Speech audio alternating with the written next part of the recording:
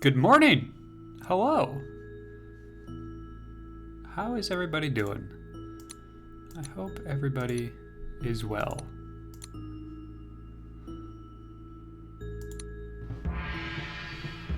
on this Saturday morning.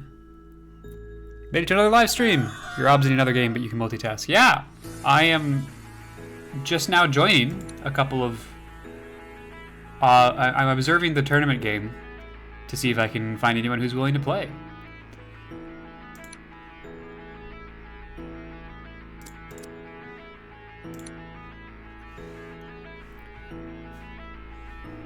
So I think I'm in the same lobby that you're in. Good morning. Oh, it's a Saturday. I'm definitely wide awake. I got my first dose of the vaccine yesterday, and so my arm feels like it was sucker punched. So it's been fun. But I'm very happy to have received my first dose of the vaccine.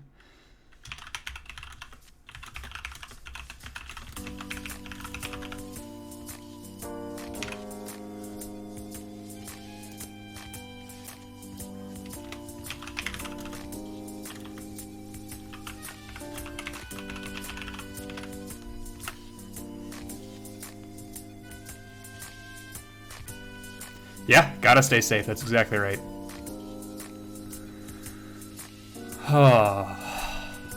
Well, why don't I just, while we're searching for stuff, I'll just pop over here.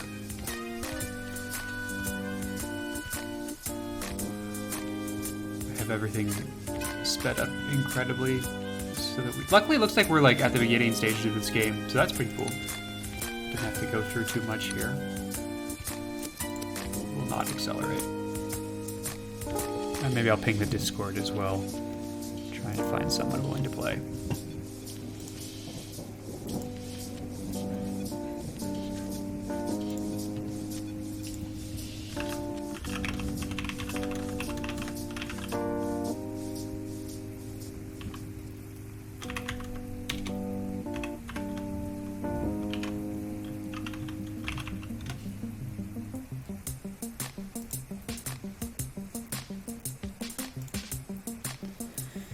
Some good chill beats here.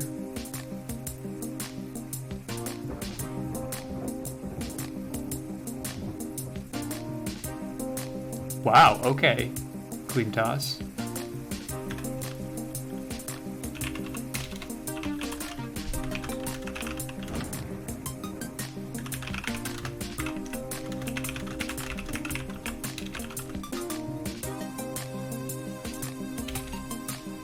Before I agree to that really quickly, I do just, generally I want to try and check what ELO my opponents might be, so we can try and have a good match and not one that's stupidly one-sided. So let me just check that. Yeah, they're around our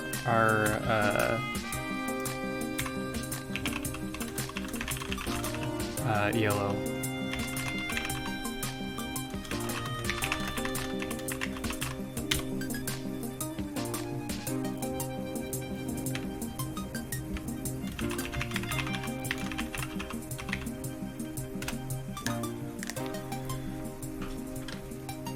Wow, that's rough. That's really rough. And that's why I just got my first...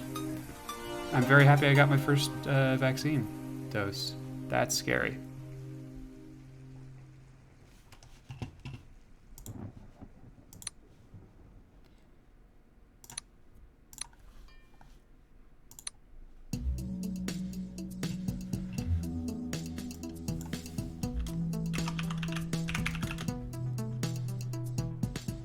I'm like 1450 yellow.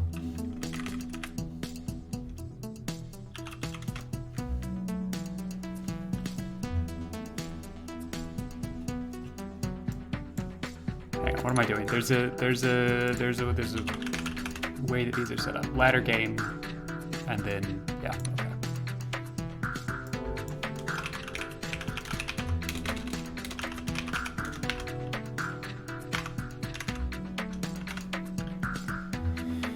Mirror. Time limit off. Cool.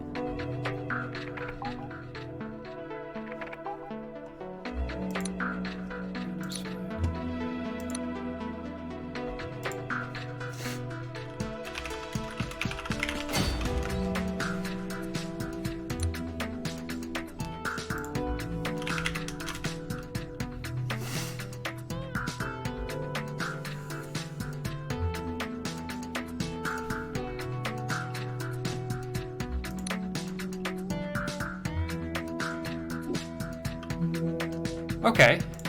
We have played this map a couple of times.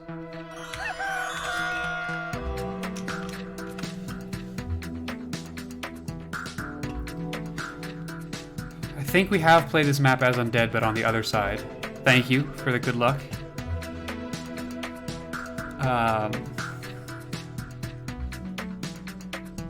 So Undead wants to rush first night. Threaten a village and take a village. I was thinking back to the last game that we played, which was also on this map, but we were on the other side pushing down and got our asses handed to us, right? Against... Our opponent was about 1900 ELO. Thank you. I am enjoying the music as well. This is just a stream safe radio that I pulled up. So against a higher ranked opponent, they had a really nice defensive setup. They were aware that this is the village that is threatened first and needs to be defended, and so they were prepared for that initial attack in a way that we were not able to capitalize on it, but they were open on this side. Against another newer player or lower ranked player like Klimatas, who is also around 1400 ELO, same as us, I'm not sure if they will know to defend this village. So I think it's right to pressure that one. I think the next time we play against a much better player, there's something to be said about they're going to expect to be pressured on this initial village or this initial village, and so pressuring the other side might allow us to sow some chaos. But all of that aside, all that is just to say, I think we're going to be trying to take this village in first night. First thing to think about, however, is how to grab villages. I didn't realize, because I don't think I've been player 2 on this map, that you start with a village.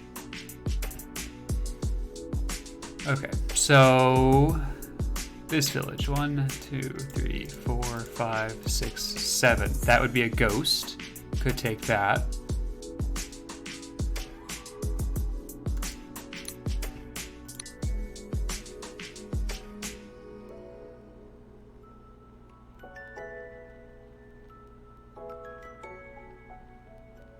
Yeah, okay, so ghost here, goes there. 1, 2, 3, 4, 5. That can be a Dark Adept, which is what we want to use to deal damage. So grabbing a Dark Adept on this side will be important. We will be doing that at the end of the turn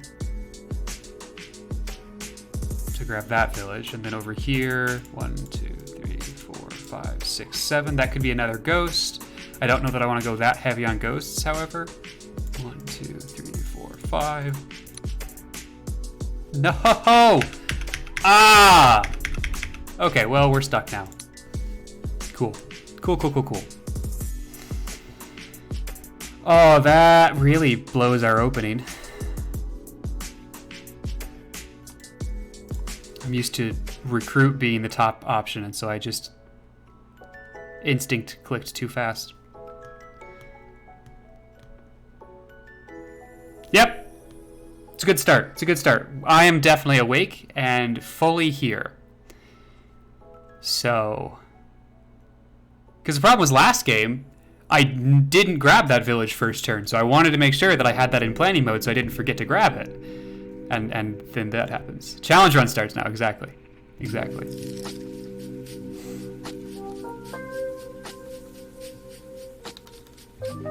I'm so glad this isn't like a tournament game and this is just a sort of a normal ranked ELO game. Oh boy. Okay, well, we did that. We have some recruiting to do now. Okay, this is still gonna be...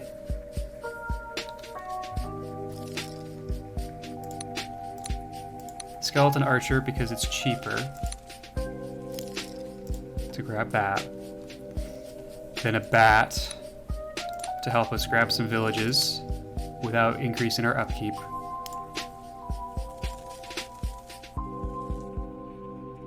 So we are going to be a couple of turns behind.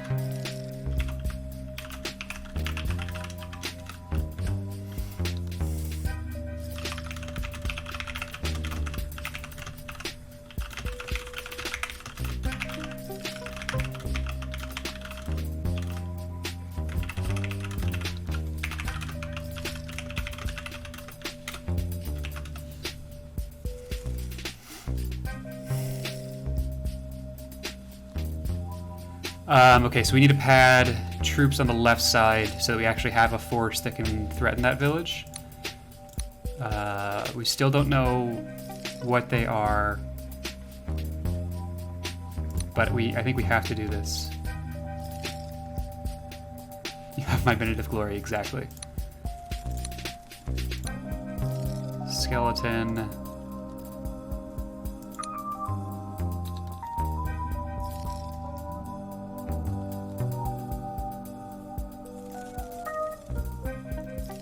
Is one Dark Adept enough? Probably. Let's get another skeleton over here and a skeleton archer. That would put us at exactly 0. But, or is it better to try and save a little bit of gold so we can recruit next turn as well? We're gonna gain...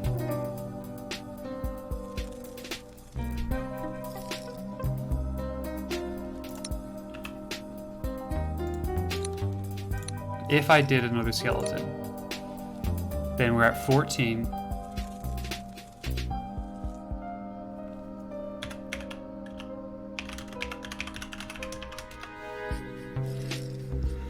We're gonna gain 9 next turn.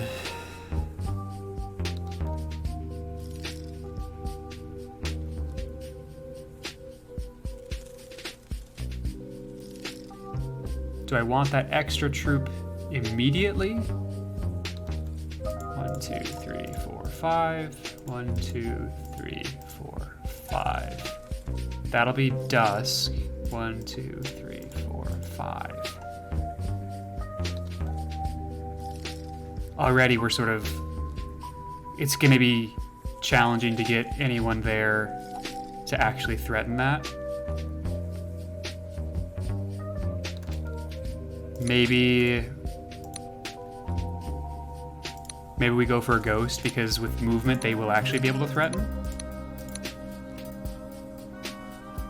And then we save for a recruit next turn. Could be another ghost. Good evening from the middle of Europe. Good evening to you, Zarash. Good morning for me, but good evening to you. I think a ghost is what I want to do here. And then we will determine next turn whether we want to recruit like a ghoul to defend some villages, or another ghost to threaten at dusk and first watch.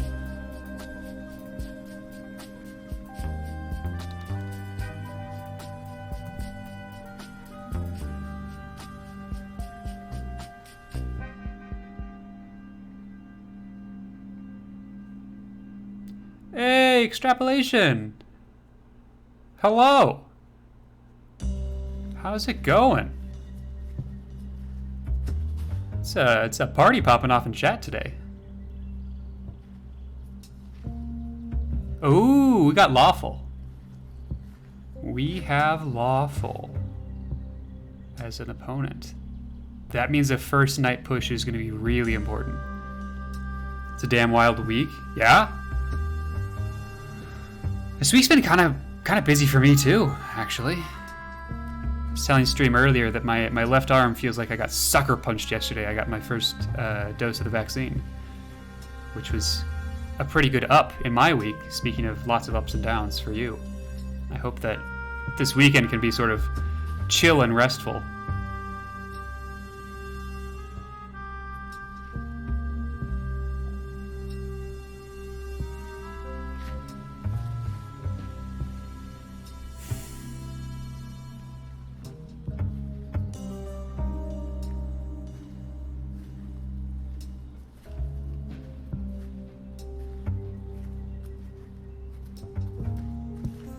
Since we have so many folks in chat, I just want to remind you that if you go click on the little channel points button underneath the chat message, you can name any of my units whatever you would like them to by redeeming, I think it's 250 channel points.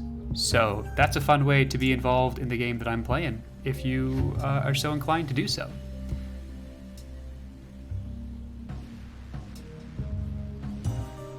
Okay. This is interesting. This is really interesting. Because he's being kind of aggressive on the right side.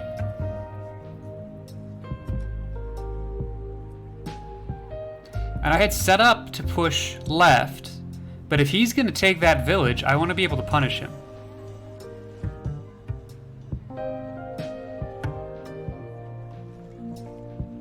One, two, three, four, five. Which is actually going to be quite challenging with the units I have right side.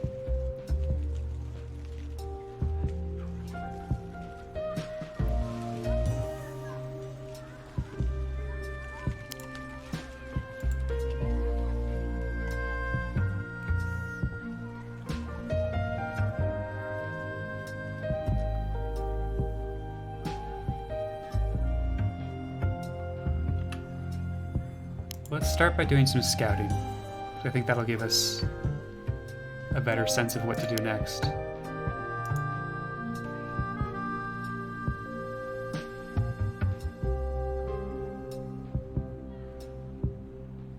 He actually can't take that village. Is that just a function of where? No, he actually can't take that village. That's actually very important, because it means that we can use this ghost as a hedge. For instance, if we are here, 1, 2, 3, 4, 5, 6, 7, suddenly we can threaten with this ghost as well.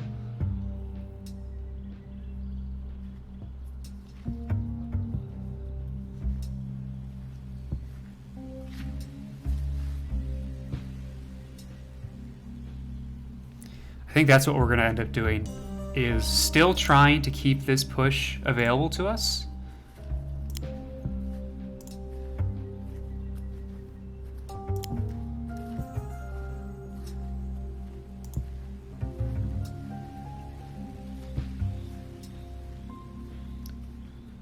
But at the same time, being able to shift over and punish him if he takes that village.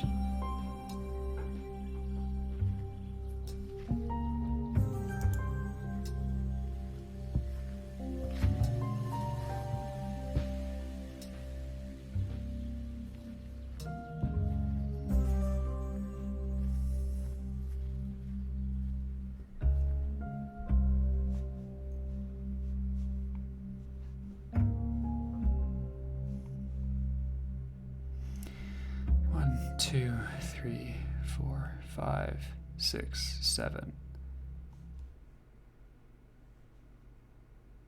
Okay. Please name Mountain Ghost Christmas Past. You got it.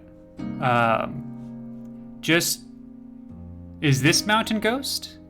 I'm going to assume that this is Mountain Ghost, but I will rename, obviously, whoever you want.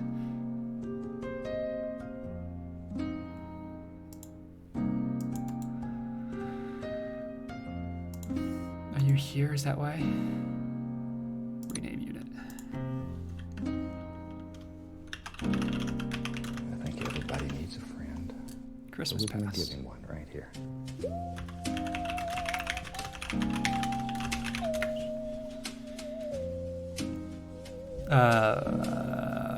Intelligent and quick. Probably he just leaves, so it's probably important that we keep doing this. Okay, we should grab another recruit. I think I'm happy with those moves, so let's execute those.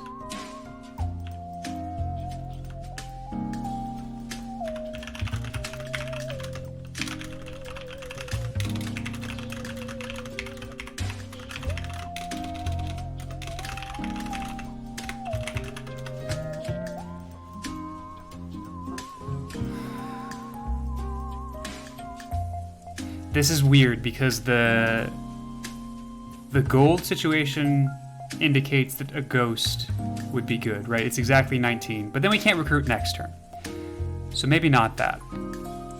Maybe instead we start... I mean, we sort of have all of the troops that are going to be able to influence this attack in this evening, so we should start to defend on this side, which is probably a ghoul. So let's grab a ghoul over here.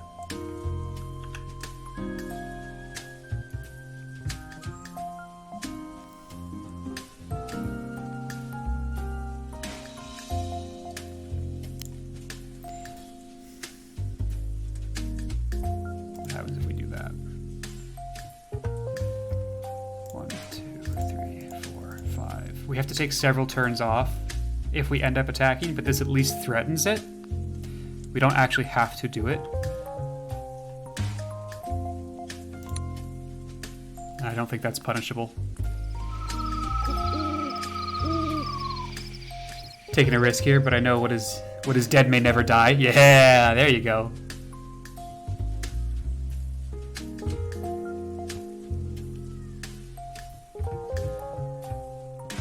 I think everybody needs a friend. So we Quick can and get- intelligent. That's a darn good set of traits to have on an adept.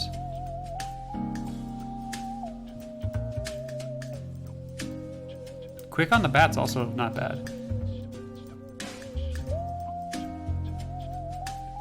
I have to assume that this cavalryman retreats. Yeah, there it is.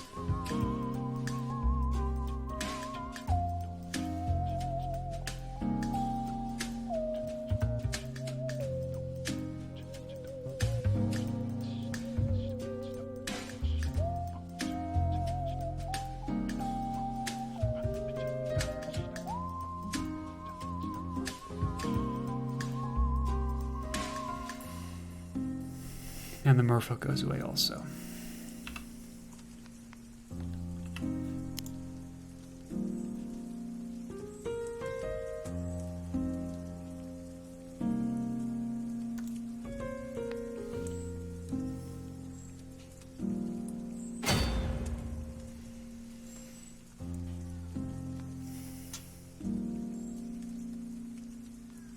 We can get pretty far on this side.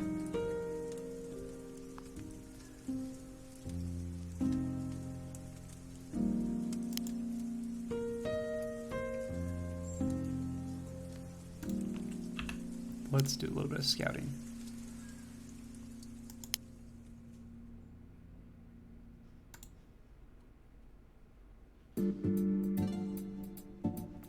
Now planning. Because if we do that,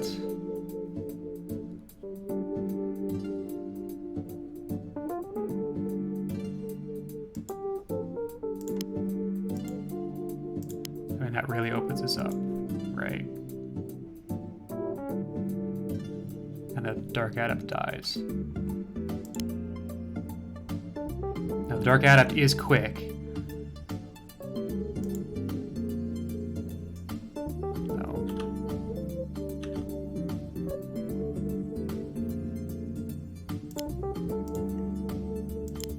It's a hard one to hit zone of control on.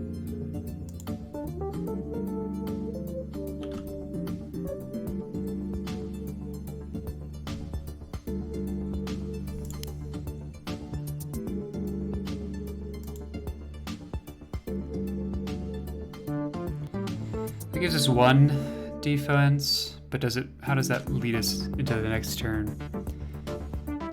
1, 2, 3, 4, 5, 6 for the Dark Adept. 1, 2, 3, 4, 5 for the Ghost.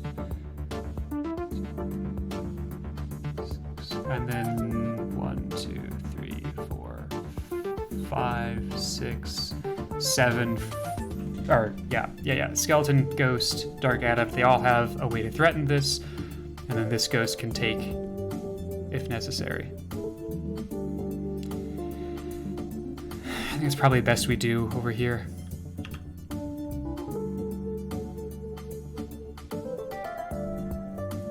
Does that change anything? No, because it's still only one attack on the Dark Adept.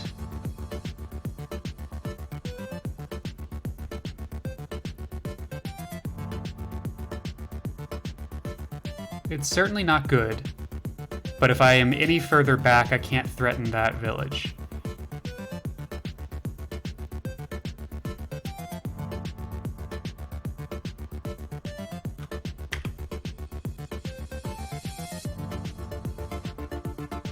We'll go for it here.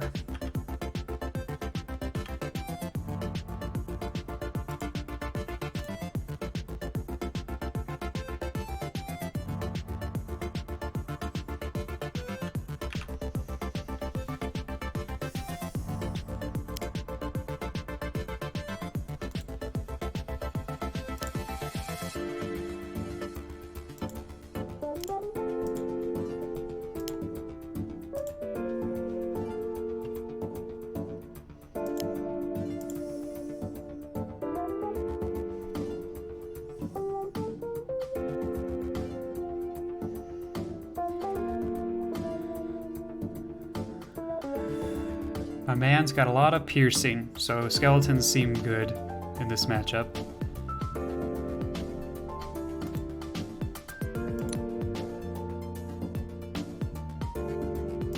Maybe a skeleton archer, actually.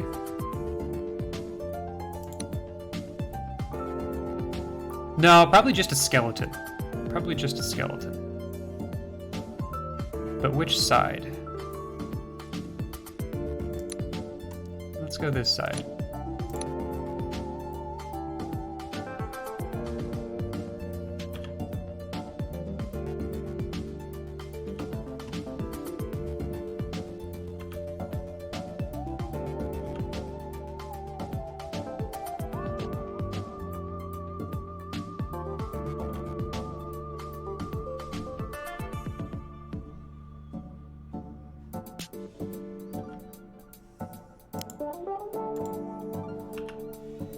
Not sure what's going on with planning mode, thinking I'm going further turns in advance, but whatever.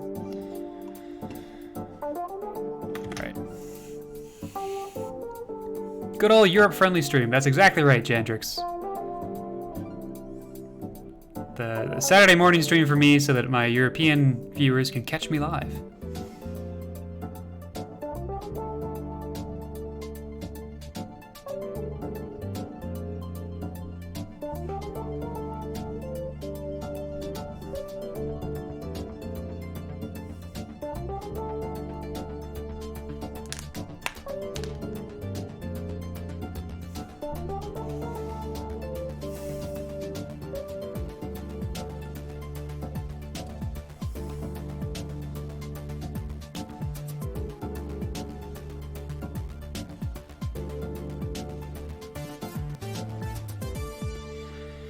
I don't think there's going to be an opportunity to, but it's interesting to watch to see if that village remains open.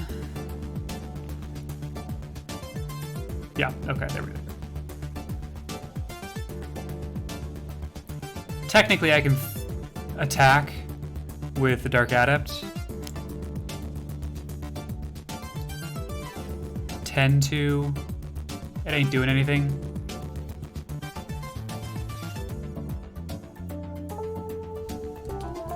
Yeah. Yep. Just doing some PvP training. Trying to level up my skills a little bit. I enjoyed the ladder tournament, and I want to get better. Rumor is there will be another tournament at some point this summer that I would love to take part in. And it seemed like you all enjoyed me streaming that, so I want to be able to give you a better performance next time. And the only way to do that is to practice.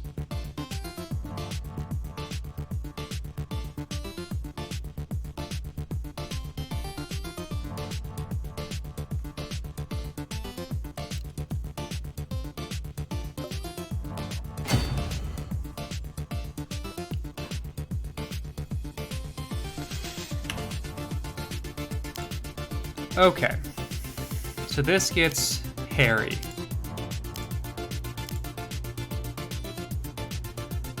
In terms of positioning.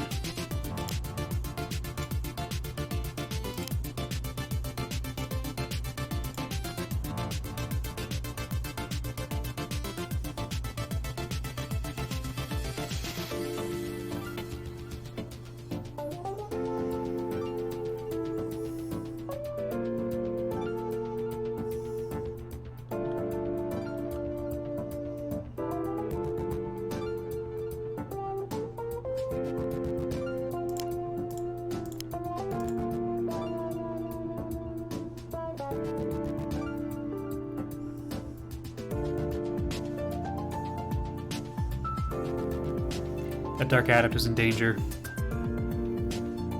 I could challenge you, but I'm no PvP man. Hey, I mean, everyone's got to learn at some point.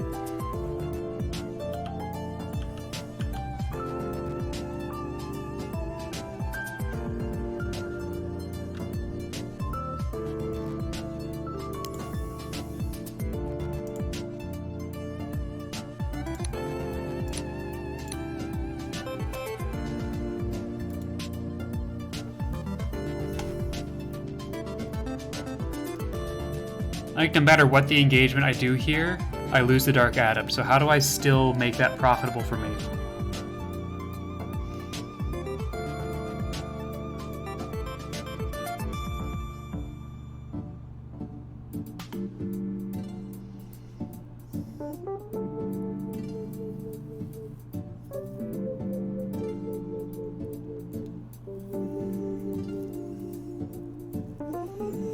Yeah, we did a couple of co-op stuff a while ago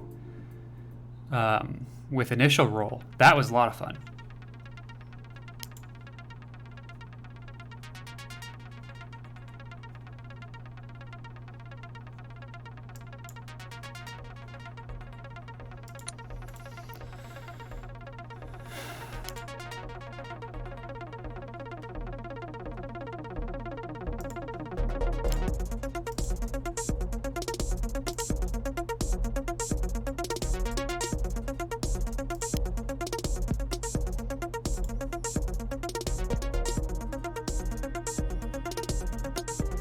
That works, but we don't actually threaten the village.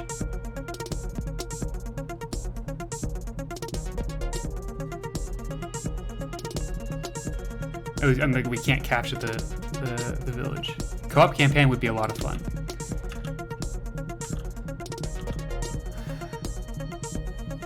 All right, we're gonna go for it and adjust based on how much damage we do on this first attack.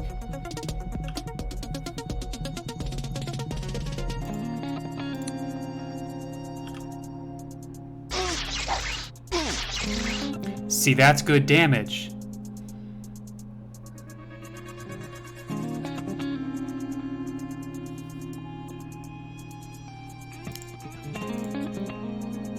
Problem, so I think that's a skeleton that has to take the kill.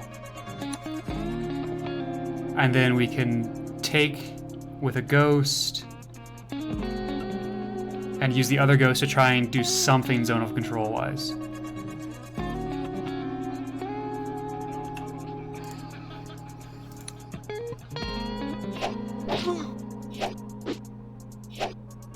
No, bastard.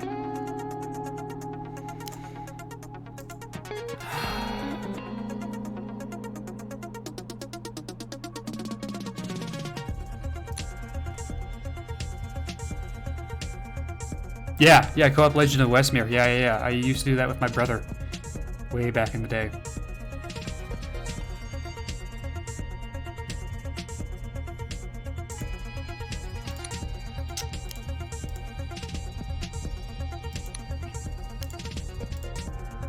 Yikes.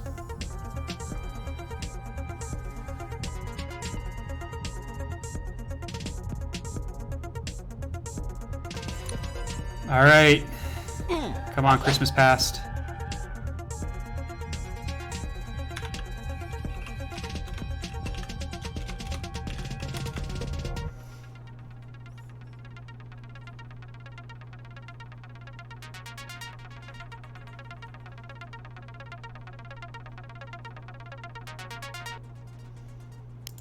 All right, that's unfortunate. We're gonna zone of control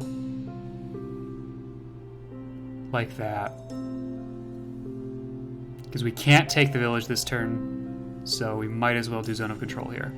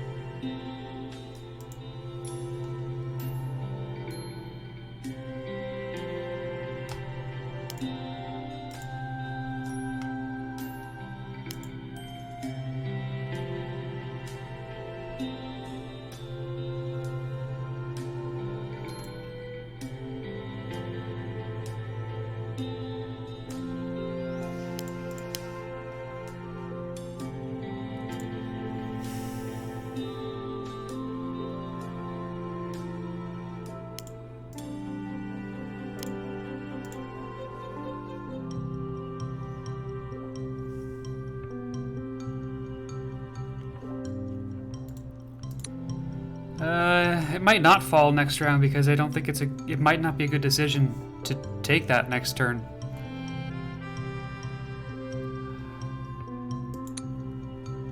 I think I just want some skeletons, so we'll pad the right side with another skeleton. Keep those reinforcements coming.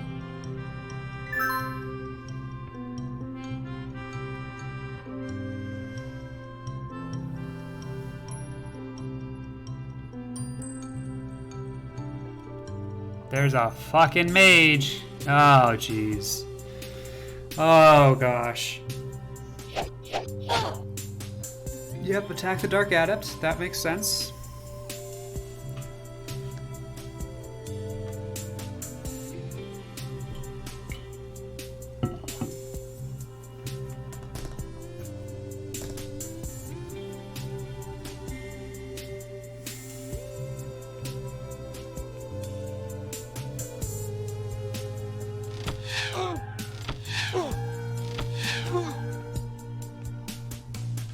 I don't know how this turns out. Like, maybe there's a world in which we attack and kill with the Dark Adept, which is good because of the intelligence of the Adept.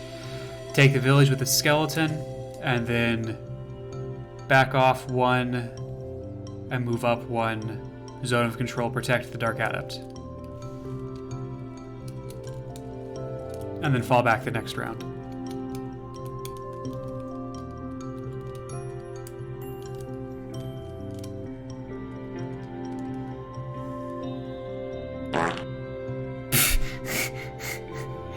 Thank you for the anonymous fart bits.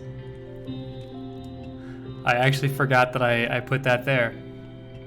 So yeah, there are some sound effects you all can play on stream, like the anonymous fart bits.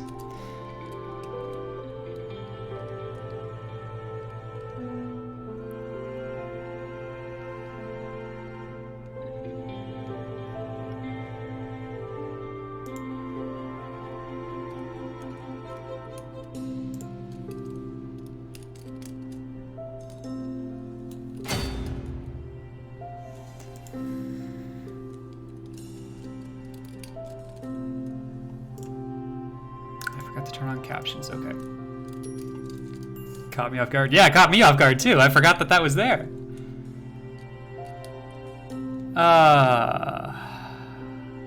Balls.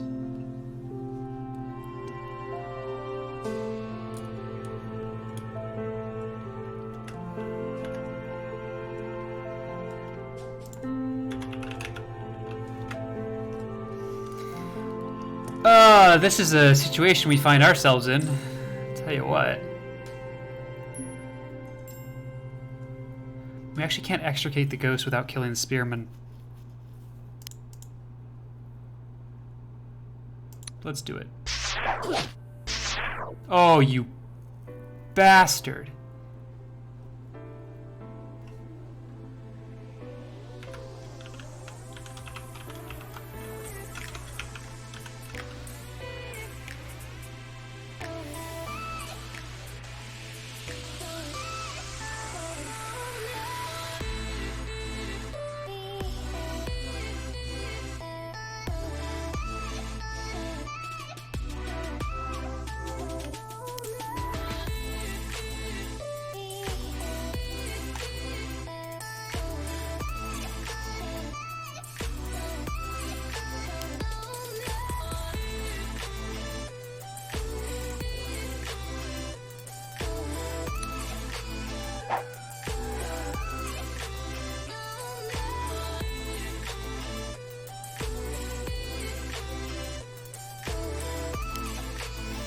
Now we're in trouble.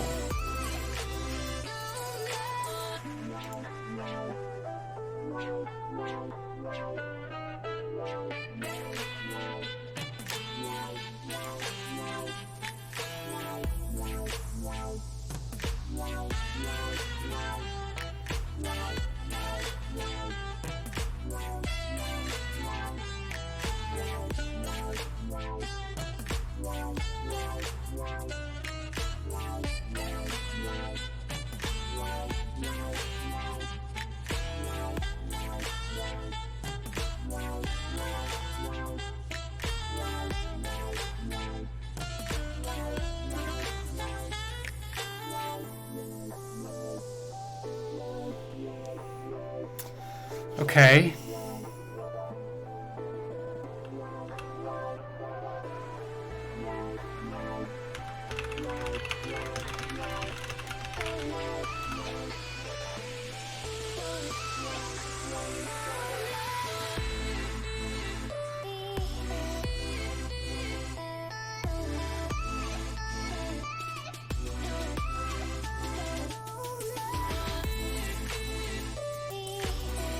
I think this happens.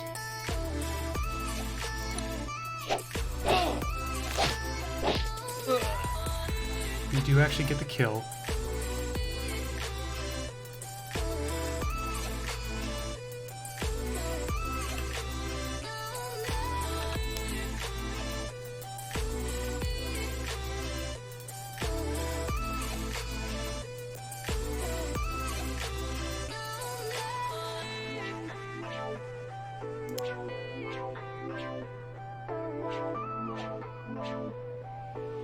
This is a trick with a bat that I learned during the tournament, which is the bat has no zone of control, right?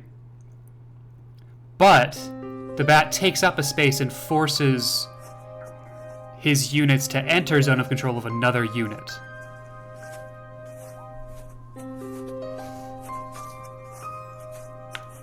In this case, it probably is only a delay, but given that it's nighttime, that might be good enough.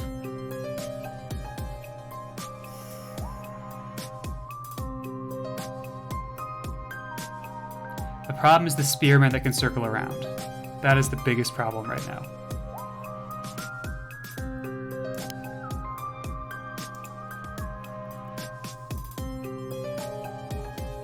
Thanks for the clip, Jandrix. You should post that in the Discord under the Stream Clips channel, if you haven't already.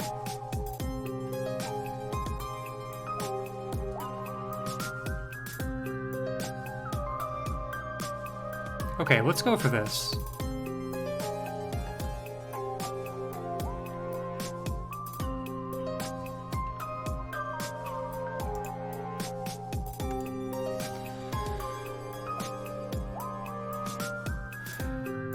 Get you up closer.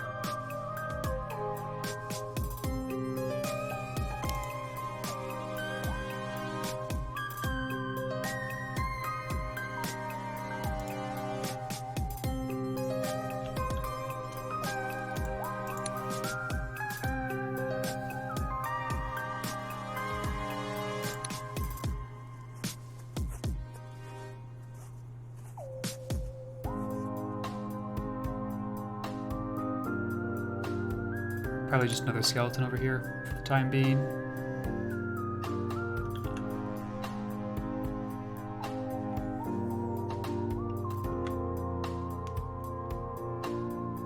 Yeah.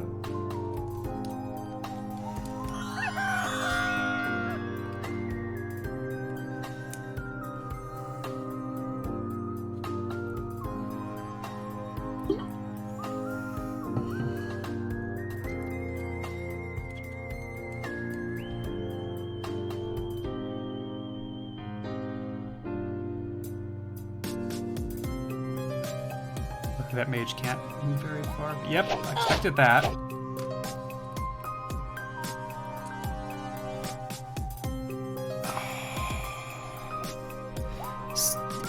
We're gonna have to see how the cards land after this turn.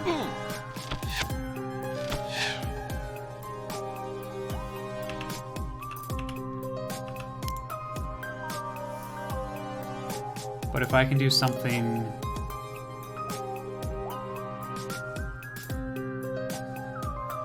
Oh, that archer is also a nuisance right now. Something like this. To free the Dark Adept. And then we Z of C over here. We'll have to see what happens here. We're not in a good spot.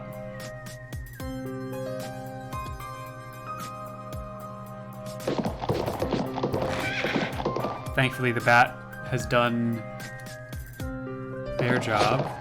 Oh, hello, dead bat. Should have done that first. Should have made the charge attack first if you were going to do that. Because you could have gotten this cav on my adept if you'd done that.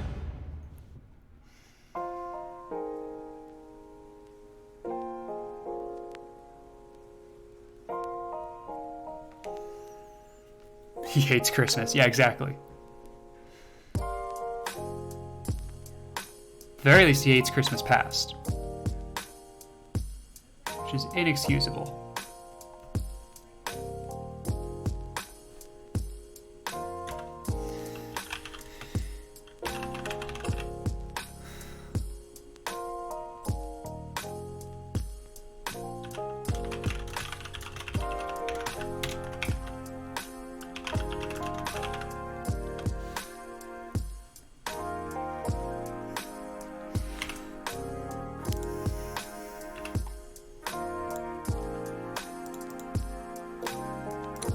Three is decent damage.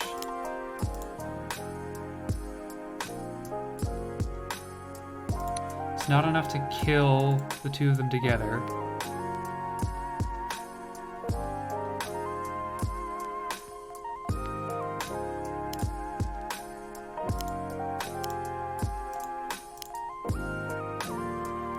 But I think that would be enough to kill. And then that lets us run away with these guys.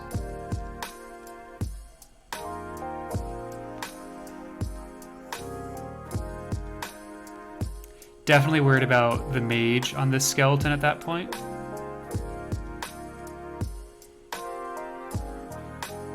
So probably it's not worth doubling down on experience on that skeleton. And rather I should diversify and try and get the kill with this skeleton.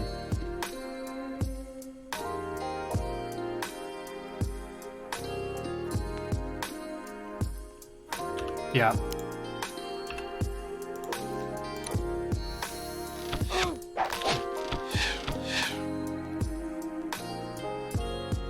That's gonna be a tall order though. That is a hell of a kill to get.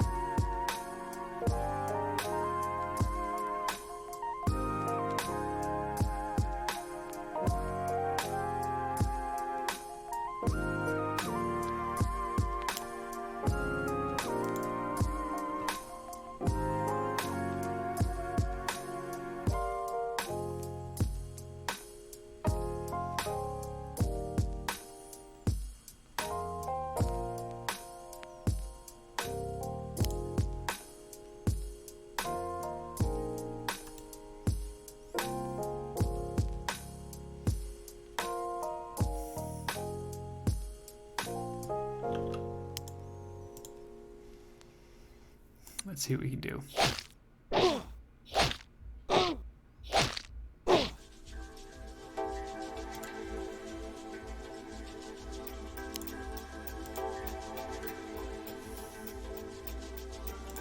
Now we just need to hit twice. If we don't, he's at 5, and we need to hit twice with the ghost. Let's do that.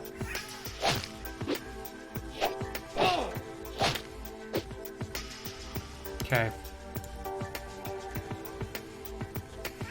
Oh my god.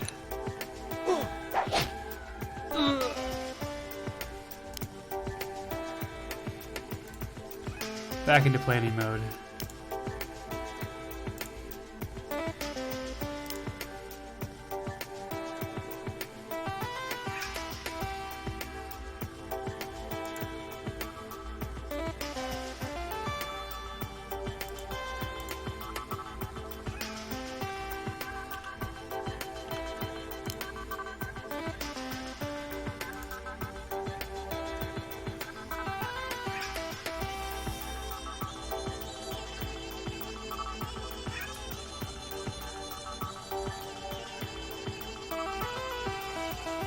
So who dies here? Probably the skeleton because of the mage. Luckily the second mage can't get there. And the ghost. We probably lose these two. Maybe Mage goes after Ghost and we don't lose the skeleton? I could see a world in which that happens.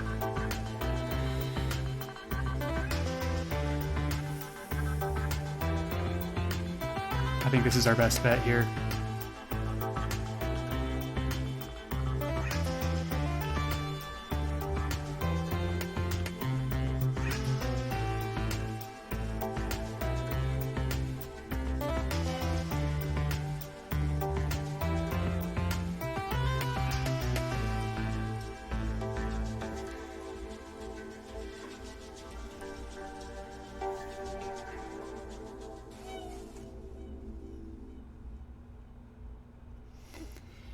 All right, let's try and think a couple of turns in advance here. We're going to be pushed back this way. We're going to lose a number of our troops.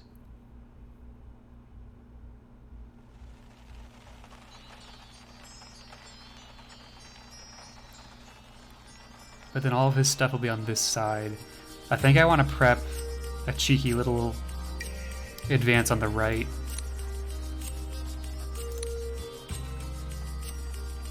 So this turn and next turn, we will recruit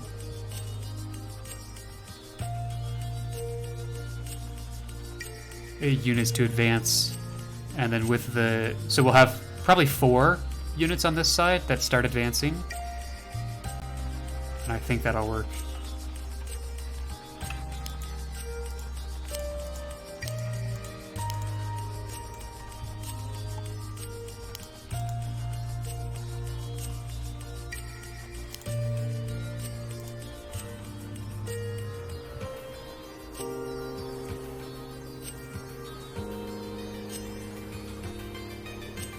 Okay.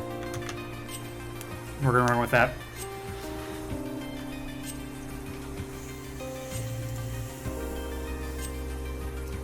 Unfortunately, we have well overstayed our welcome on the left side. And now we get punished for it.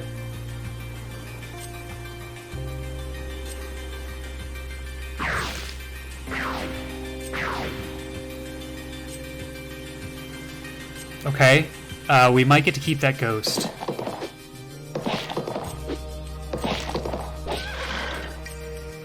We definitely lose the skeleton, but we might get to keep the ghost.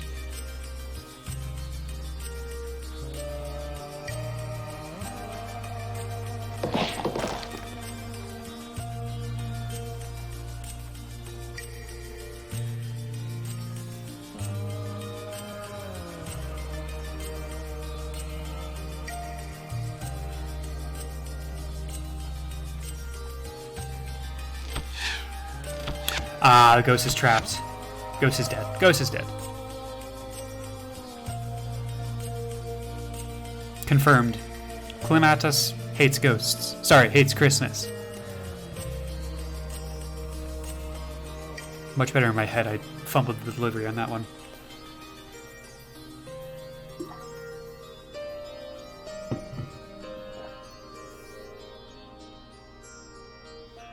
Is that a full trap, or can we still get out of that? We can still get out of that. Cool. Yeah, and you don't really want to charge a skeleton.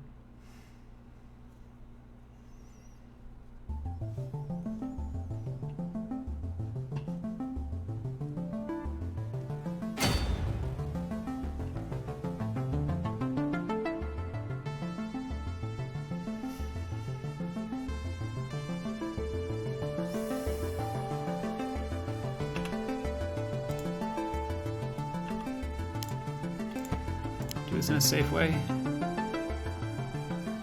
My gut says no. But maybe we can.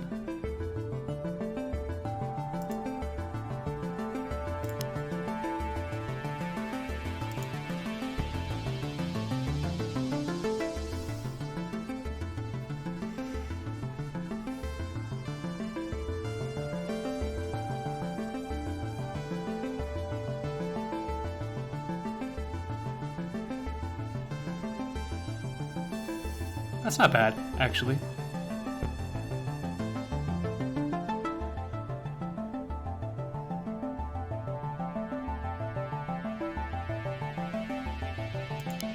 It's bad here.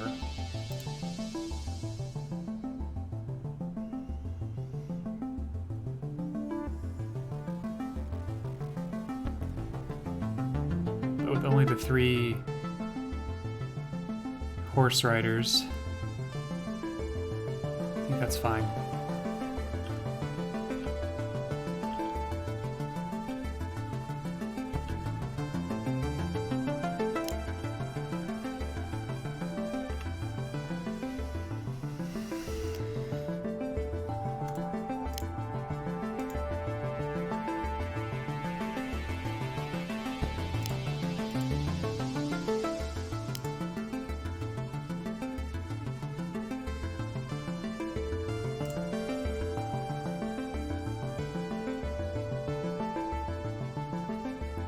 I don't want to make that advance too obvious just yet.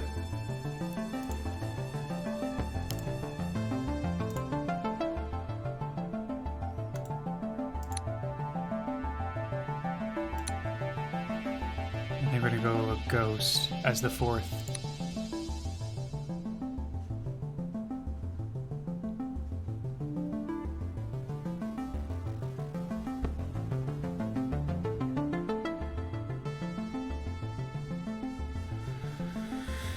Yeah, that looks good.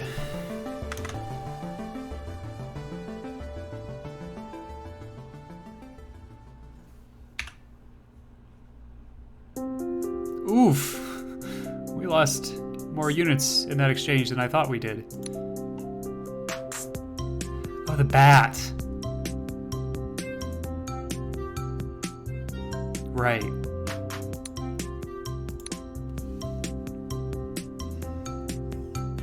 So we're a little behind right now.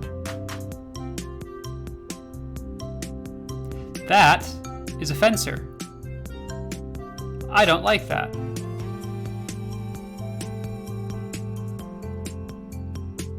Thought that adept was a goner. Yeah, me too, I'll be honest. But losing the ghost definitely hurt. Like, how active is the ladder nowadays? Haven't played Ladder of Westnoth for like 5 to 6 years. It's... I mean, I'm brand new to it, so I'm not sure exactly how to quantify how active it is, but there's a number of folks playing. And obviously, I'm new to it, so there are new people coming in. Definitely worth another look if it's been a while for you.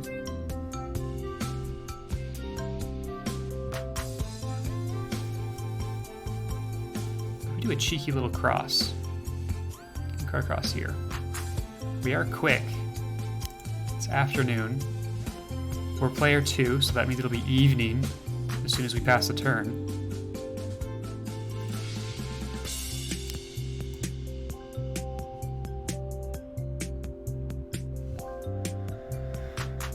It's more active than 2 years ago. There's been events like a tournament lately. Yeah. It's cool to see people still playing the letter and mostly see streams of campaigns. Yeah.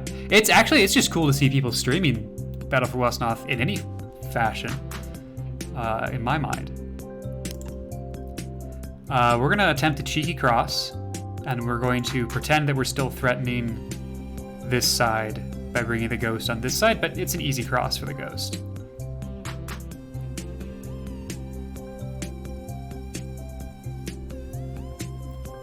This adept is quick, so we can probably give it a turn before we push out with them.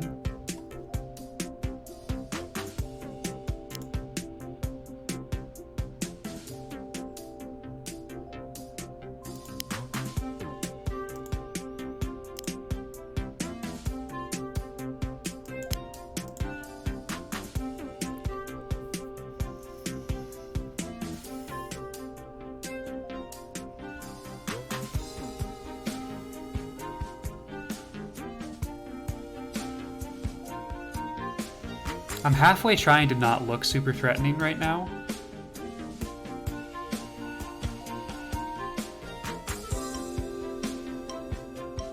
Which may be a mistake.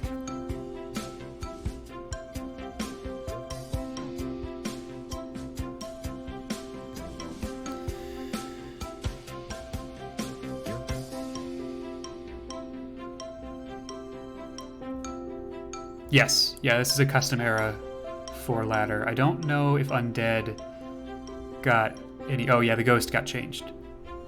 So it's a ladder ghost. Hey, the smartest.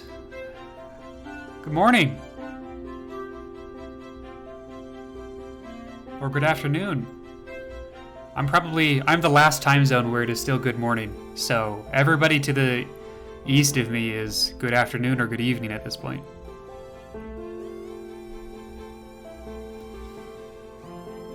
We should recruit.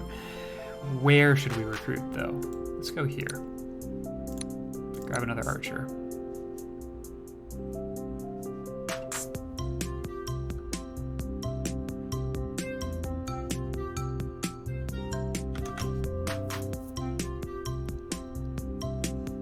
Good morning is more applicable to my situation regardless of what time it is. Well, happy waking up time.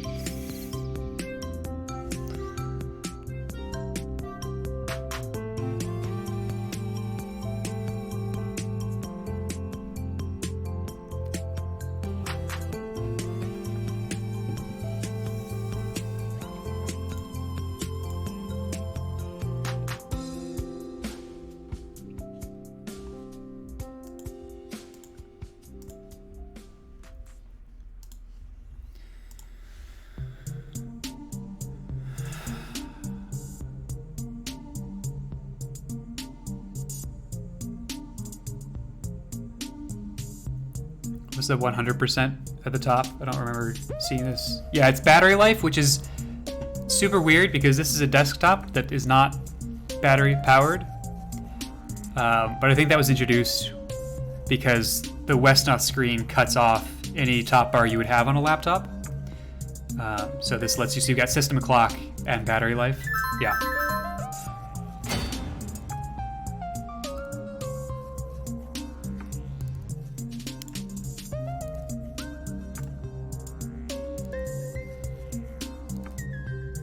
Okay. Interesting.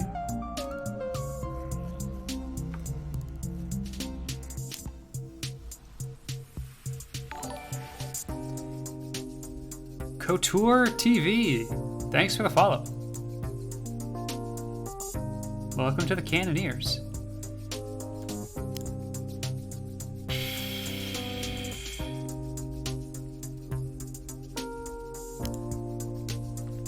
Planning mode, that's what this is there for, so we can check zone of control as we go through this.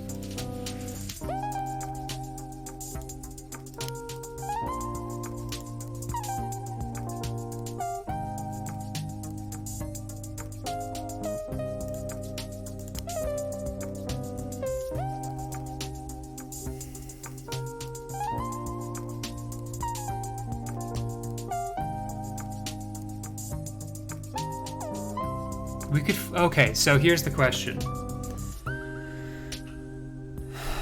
Do we go all in on one side, bring the Ghost and the Dark Adept over, and we leave these two just sort of holding down the fort on the right side, or do we simultaneously threaten right side?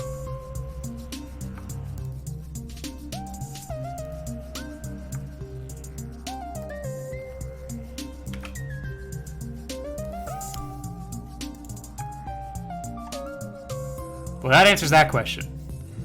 I don't particularly feel like threatening that.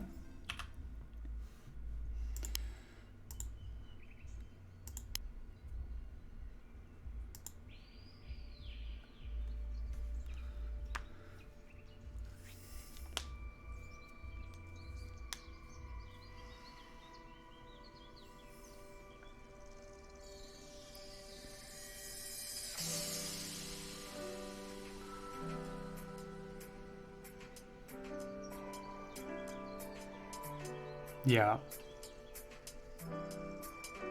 I think that's probably pretty good.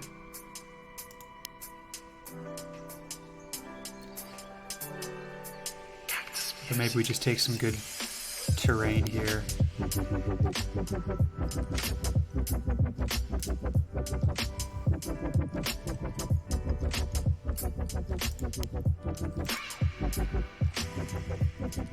And we'll take a turn off from recruiting at this point. Because we have to.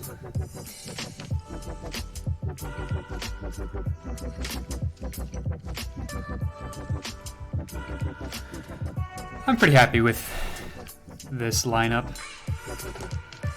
And of course, we'll start to discover folks, and parts of this will seem less smart, but to that end, let's start with you.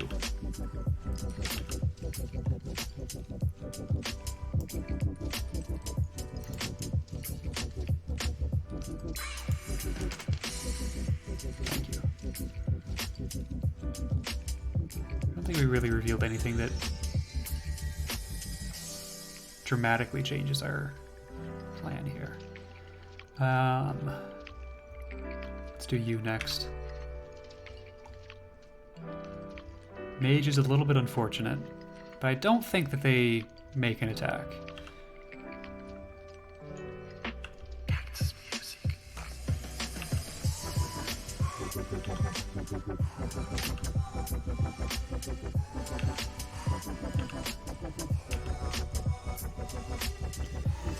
Please name Left Ghost. Christmas present. You got it.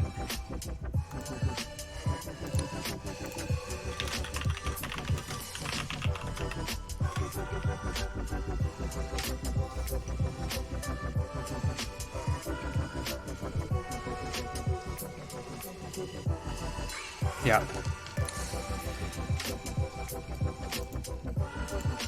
Have a good feeling with that ghost this time? I hope so.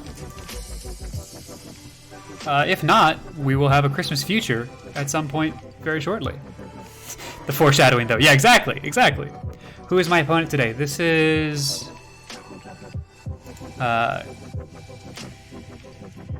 Clematis.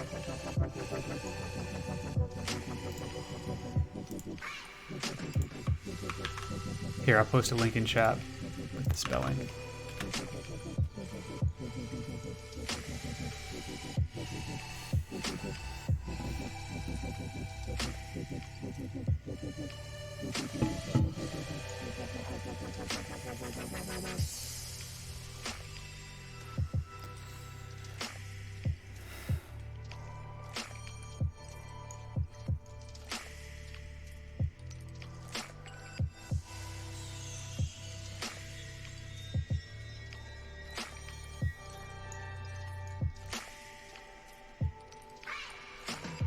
Pulling back and shifting over. A couple of fencers.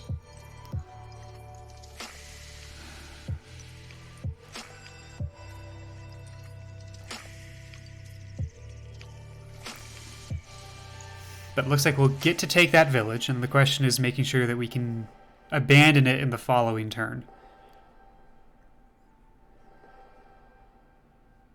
And retreat safely.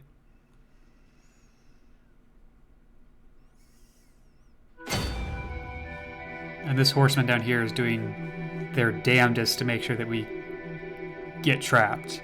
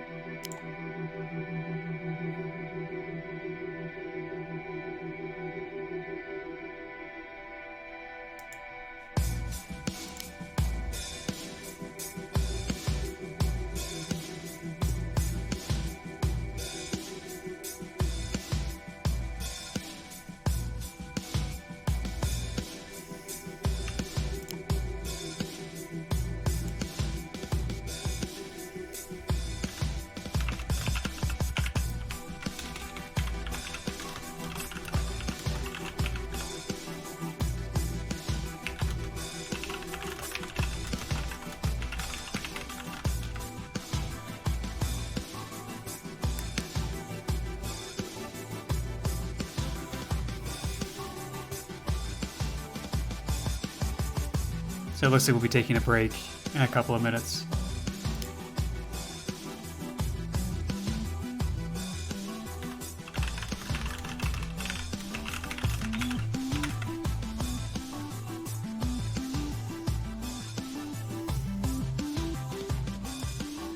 Cool.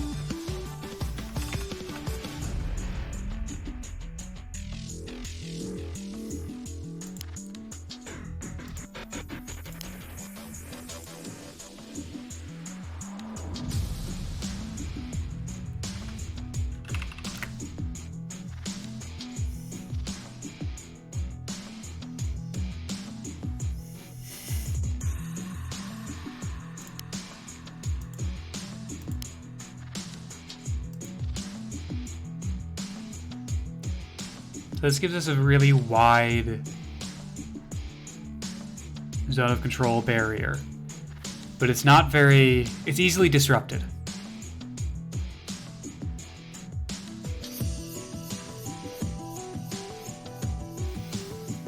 How badly it will be disrupted during second watch? I don't think it will, I'll be honest. I don't think they will be able to make a kill during second watch.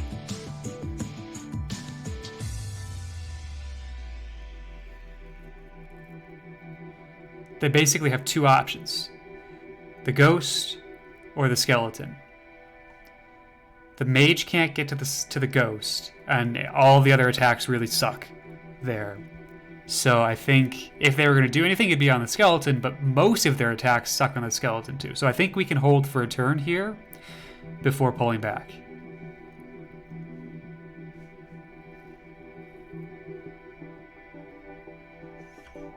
I agree with that assessment. Awesome. Second mage.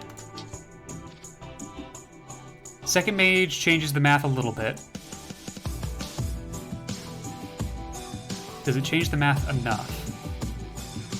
I'll be honest, I don't think so. Even if the skeleton is killed, they can't get past that line, and they're opening themselves up to us killing a mage, which we would definitely take a trade that gives us a mage. Ghosty Boy is in a bad position? Yeah, okay, that's a fair point.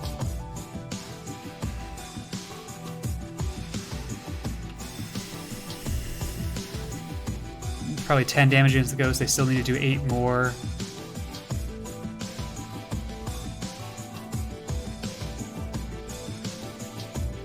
I don't see an easy switch. Well, maybe. Hang on. Let's play with this.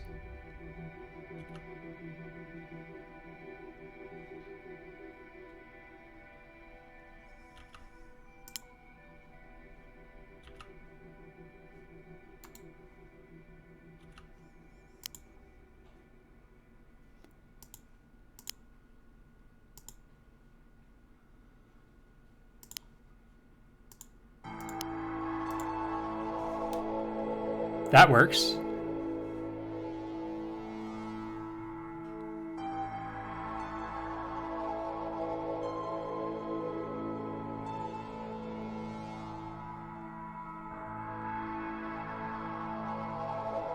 Keeps our ghosts safe. Skeletons are always going to be in danger, so I think that's probably fine.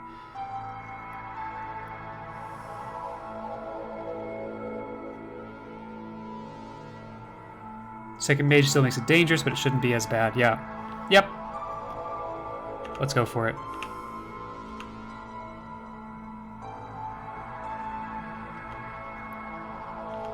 Something in the ordering got messed up. That's okay. And we have our Dark Adepts. If he overextends, somehow we can punish him with 2 Dark Adepts.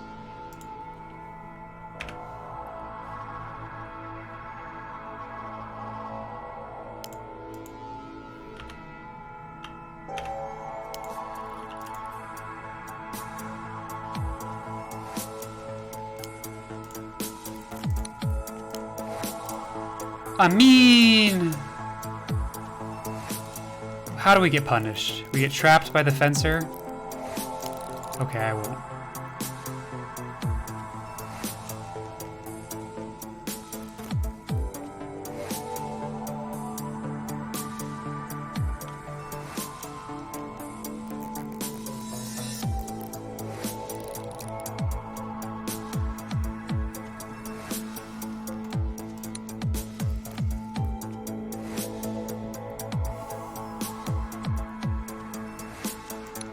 Trying to figure out what I want in this situation in terms of recruits. Maybe we do a little bit of banking. If we're going to bank, we need to commit to it, and we already have a large army. So probably banking's not the right strategy at this point.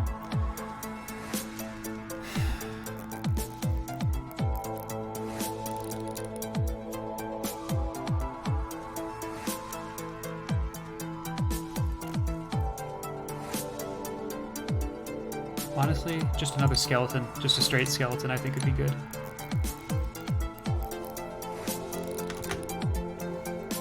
Just someone else to take the front line.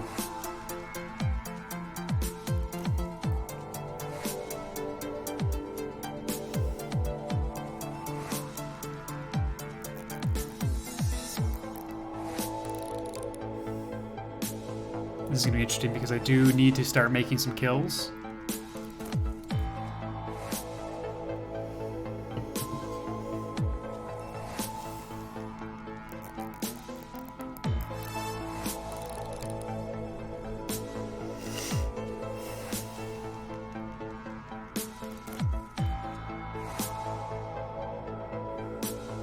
And actually finish this game.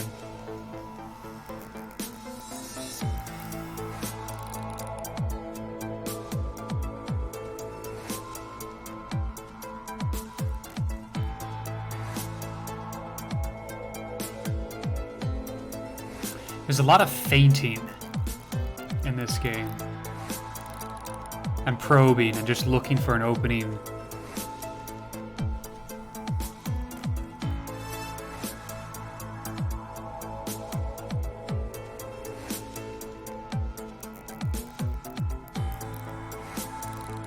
And neither of us has found it just yet.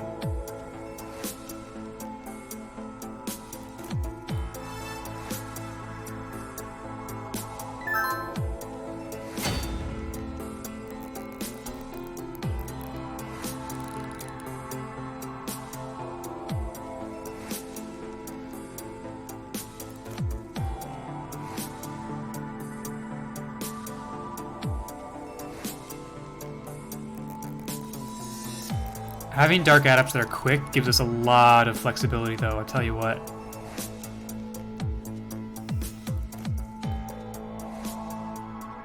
I could ruin one person's day with those dark adepts.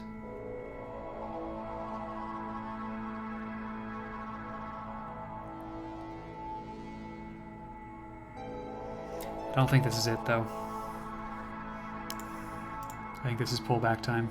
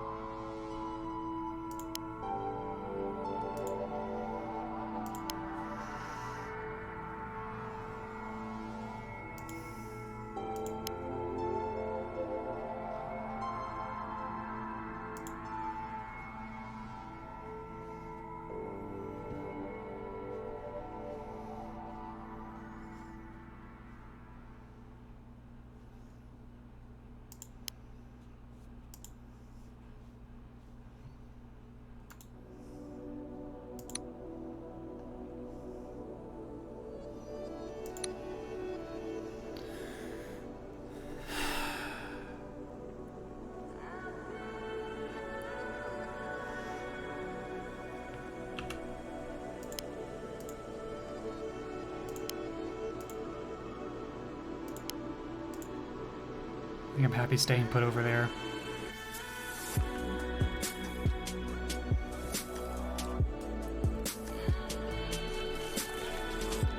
Nobody's getting trapped. And how are the mages doing? None of the mages are getting anywhere.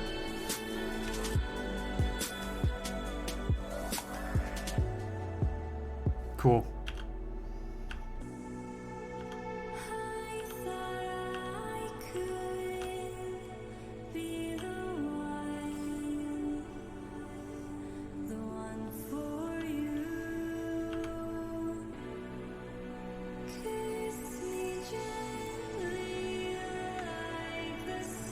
Yeah.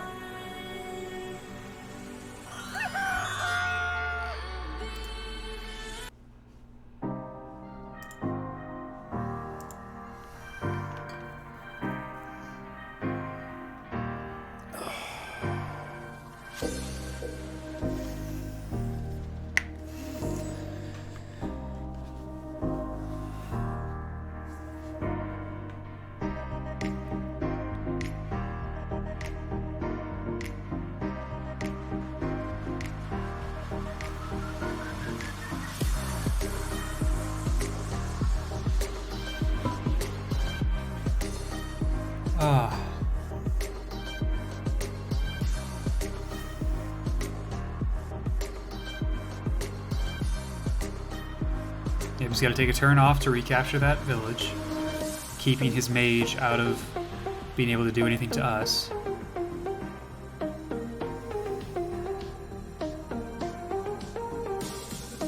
And I think we can take back initiative at this point. So when night comes around again, we'll be able to actually... Oh! We're going to do something. Interesting. I probably just keep running.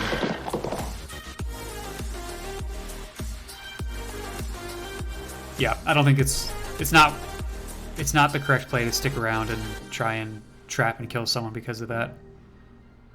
It's definitely right to just keep pulling back.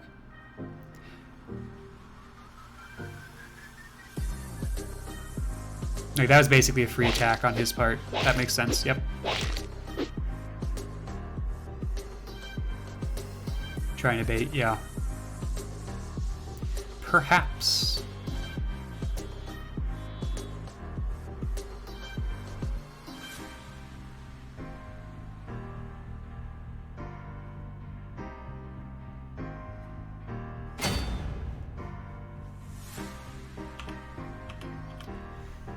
Kind of wish there was a graphical way I could see if planning mode was activated beyond starting to move units. But there is not.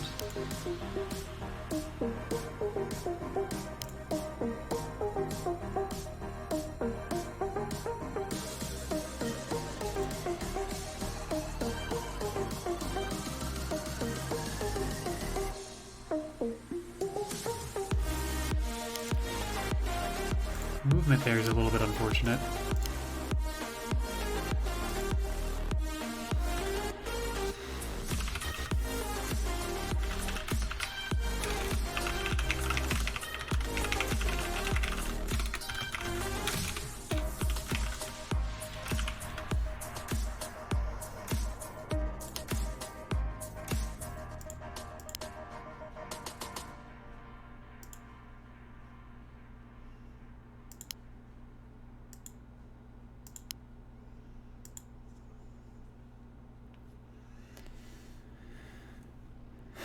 Yeah, no, he should be grabbing dinner now. So I think we'll plan out this turn and we'll wait for him to come back.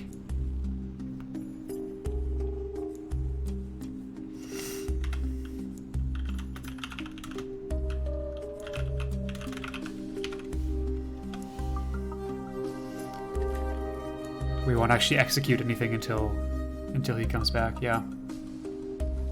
Still didn't come. Okay, so we'll just keep playing.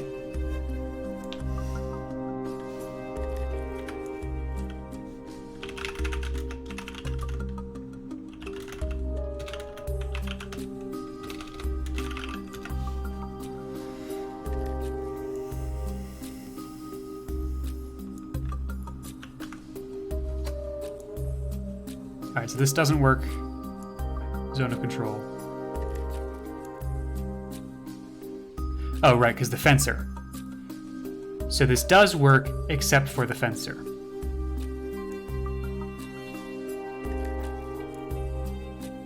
Can anyone else get trapped? This skeleton gets trapped.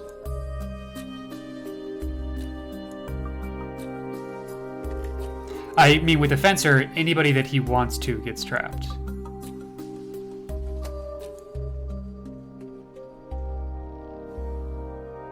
So I don't think there's anything to do about that.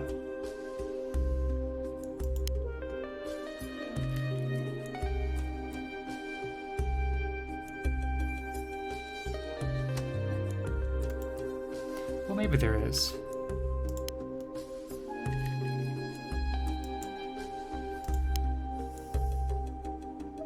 This is ballsy. Because he uses a ghost on the front line.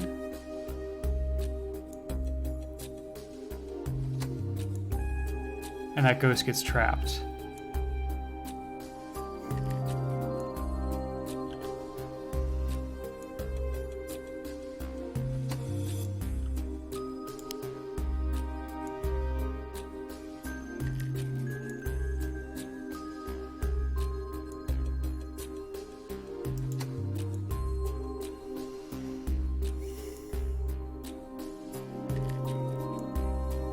Hang on, I think I just had the ghost in the wrong spot. If I do ghost here, skeleton there. No, the ghost still gets trapped.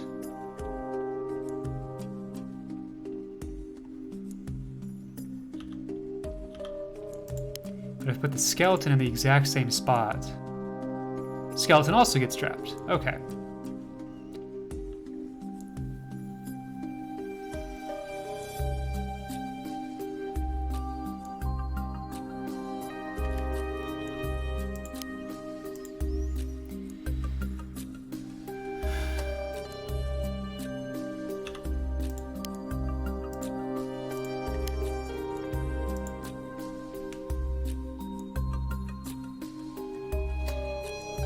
So that would be how to properly prevent trapping. That ghost gets three or four attackers.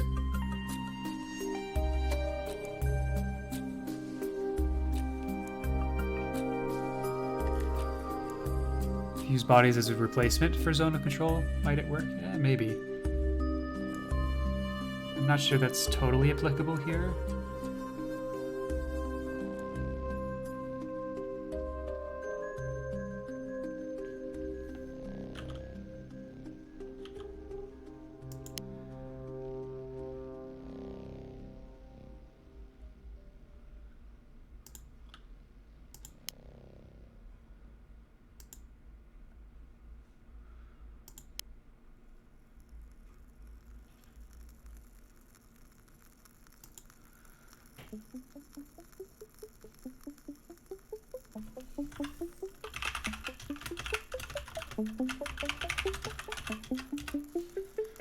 Okay, so we have some time to think about this. Lightning Star, we don't have an uptime command, but Twitch has a little thing down, I think right below me, actually, if you're on desktop, that tells you how long the stream has been live. We've been going for about an hour 37 at this point.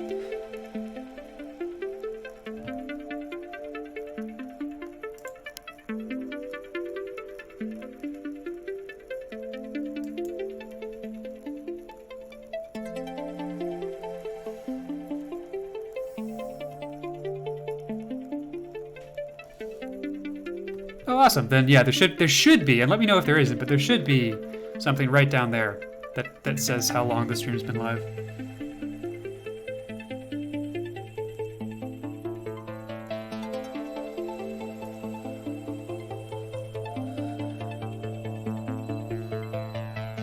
Timer below is an hour ahead. That's weird. That is quite odd, because yeah, it's only been a little over an hour and a half at this point.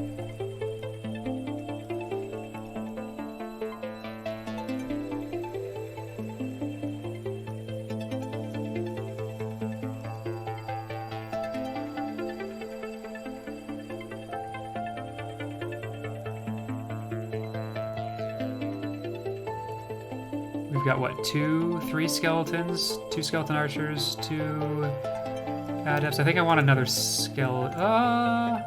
No, we're gonna grab a ghoul on this side now that we're doing defense.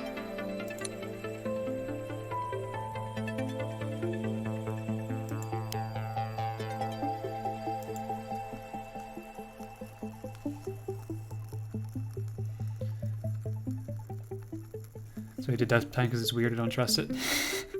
Fair enough. Definitely fair enough. Speaking of that, however, our opponent is on break. They are grabbing some food. So I'm going to take... Glad to finally catch a stream. This game is a treasure gem and underrated. Absolutely. Definitely agree. You caught us at a little bit of a bad time because our opponent just went off to grab food.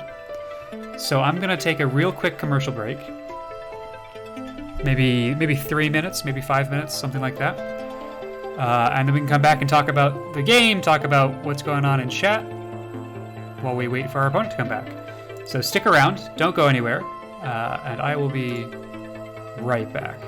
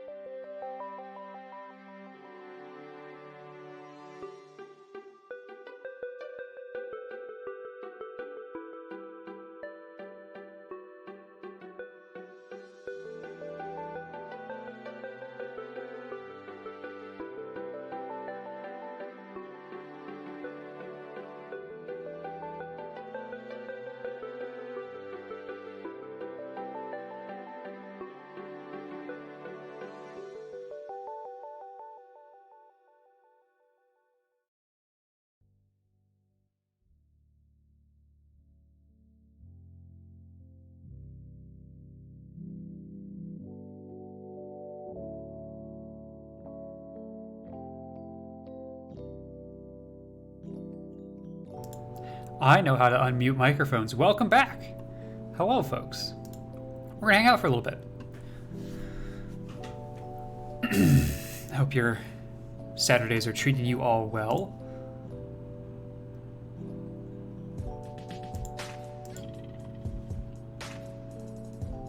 I've been really enjoying the Battle for Westnoth stuff.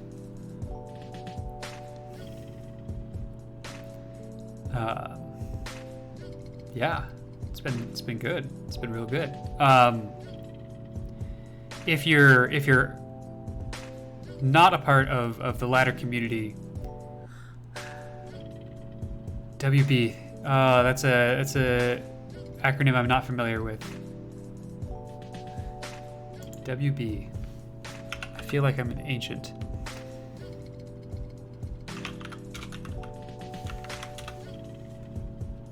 Welcome back. That makes a hell of a lot of sense. Yeah, that makes... Yep, we got there. We sure did get there. Oh, the brain is running on all cylinders today. Sure is. Everything's going great. Oh. Wow. Wow.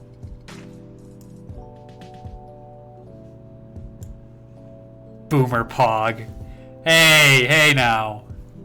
I am not a boomer, as it turns out. I don't know if that was obvious, but I'm not of that generation.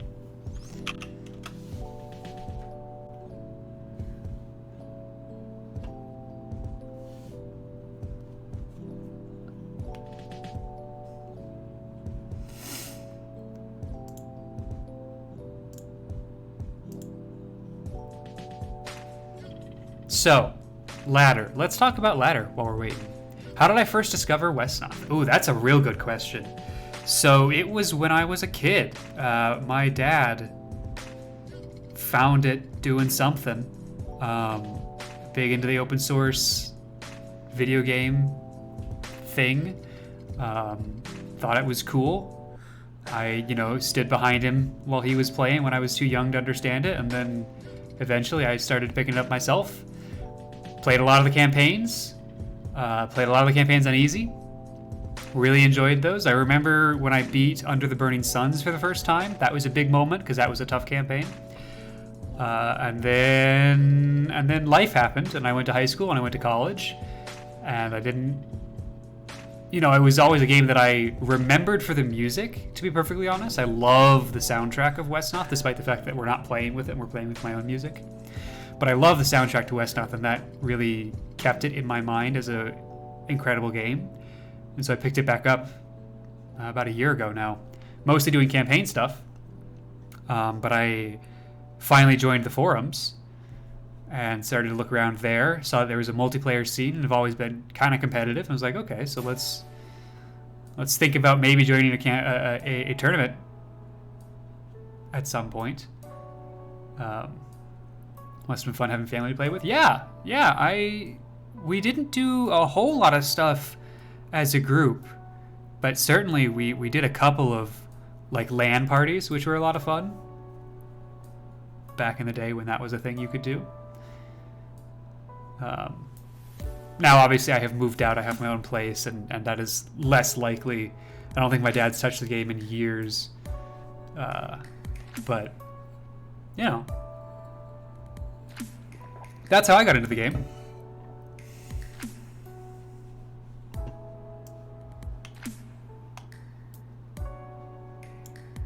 I think I'm probably on the younger end of folks who played Westnoth back in the day, Because, I can say that I started playing Westnoth over a decade ago, and that is very true. But I will be one of the youngest people who can actually say that.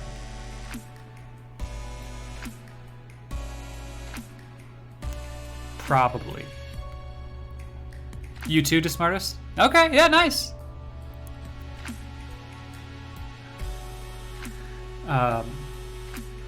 But you and I are probably on the youngest end of that group of people.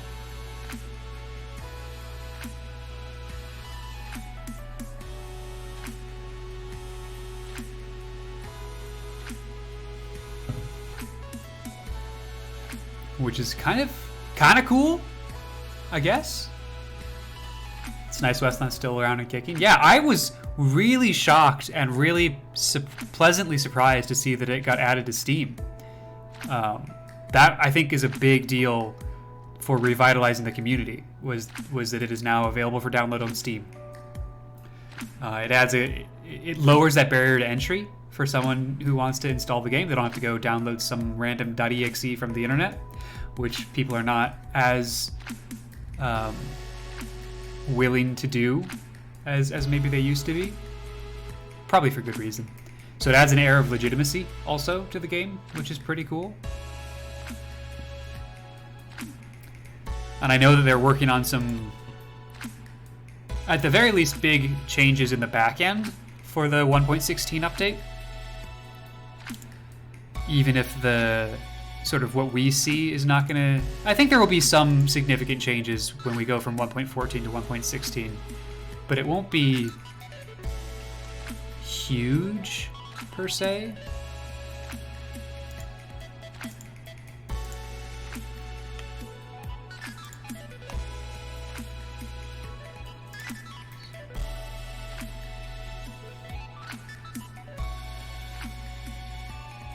The development of Westnoth is really cool.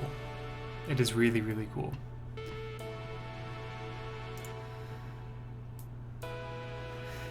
Excited for the Dune Folk rework? Yeah, there's a lot that I don't know about, so I'm excited to explore when it eventually comes out, when the 1.16 update eventually comes out. Computer player, is that going to be a mainline faction? I imagine it would be. And if so, is that going to need to be added to ladder? That might be interesting, having a new faction in ladder.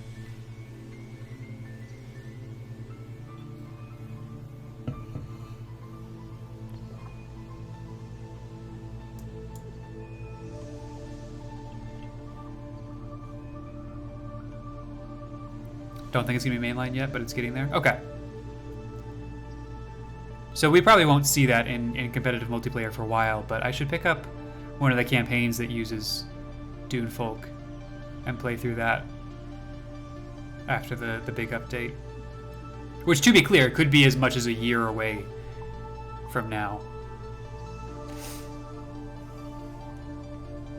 Speaking of updates and games I'm excited for, I don't know if anybody in here is an Age of Empires fan, but there's a gameplay trailer that got released this week for Age of Empires 4 that I'm really excited about.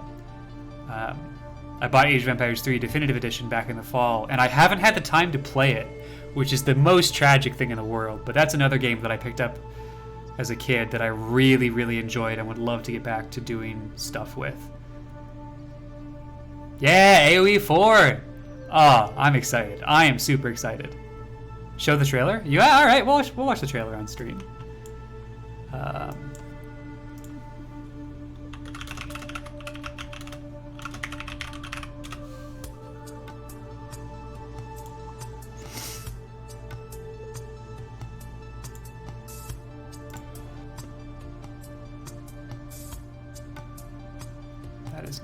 That is not it. This one. Ugh. Alright, OBS. You gonna work with me?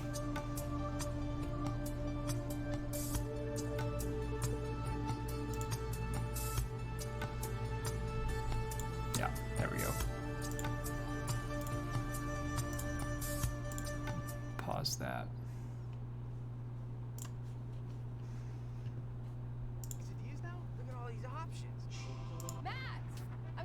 What are you doing?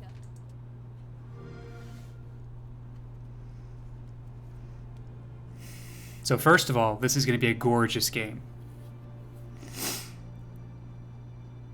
As it turns out, graphics have come a long way since 2010.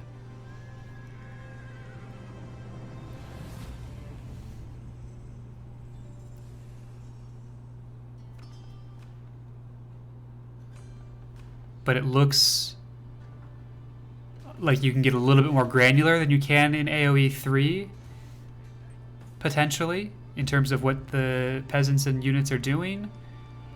But there's a lot of similarities. Also, you saw the caption of sheep there, which is just a normal mechanic in AoE 3.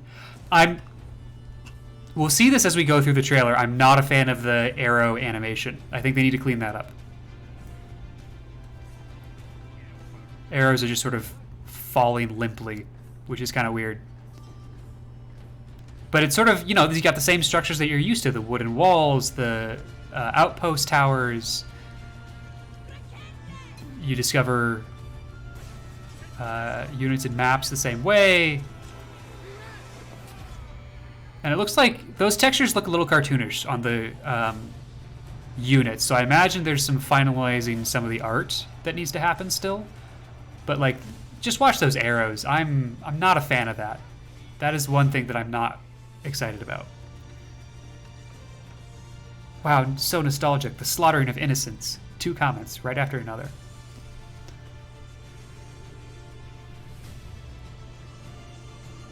But like the pathways, that's not a thing in AoE 3. That's just a cool thing. I read something about the civilizations being asymmetric, so you have some really unique. And this is really cool. The Mongolians are nomads, so their structures just pack up into caravans and you move with everything. To be fair, those were settlers' arrows, right? So not supposed to be super impressive. Just wait. That is the default. That is the default arrow animation, even for soldiers. The entire thing just packed up. Yeah, I know. It's super cool.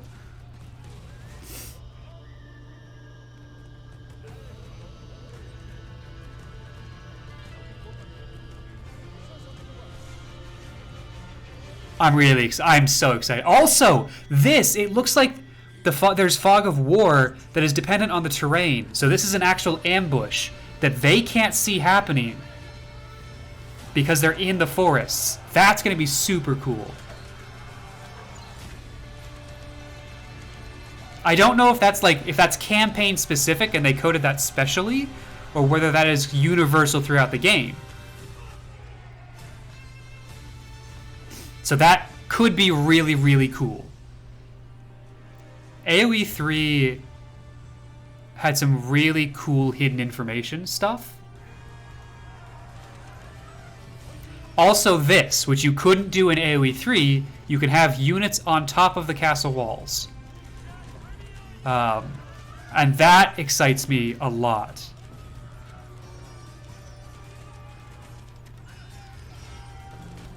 Elephant Siege, yep.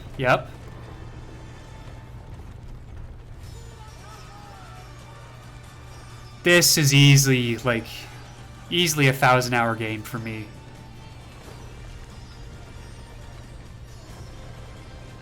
Tell you what, I want to upgrade my computer and my monitors to really be able to see the stunning visuals, though.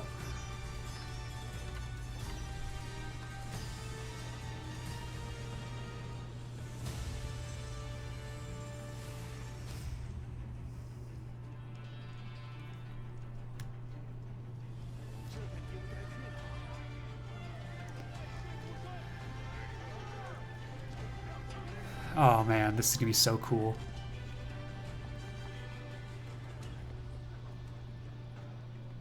And I think they've placed a lot more emphasis on historical accuracy in terms of the civilization types and also the stories that they tell, which I find really, really neat. AoE 4 price, $1,200 because of a full computer upgrade. I mean, I imagine the streets are dynamically created, but more for cosmetic. Yeah, I think you're probably right, but I still think it's really cool. And the smartest, you're not wrong. That's about, I wouldn't even be doing a full computer upgrade because I got a brand new CPU and motherboard over winter break. But I need a new GPU and some new monitors, and that's easily over $1,000.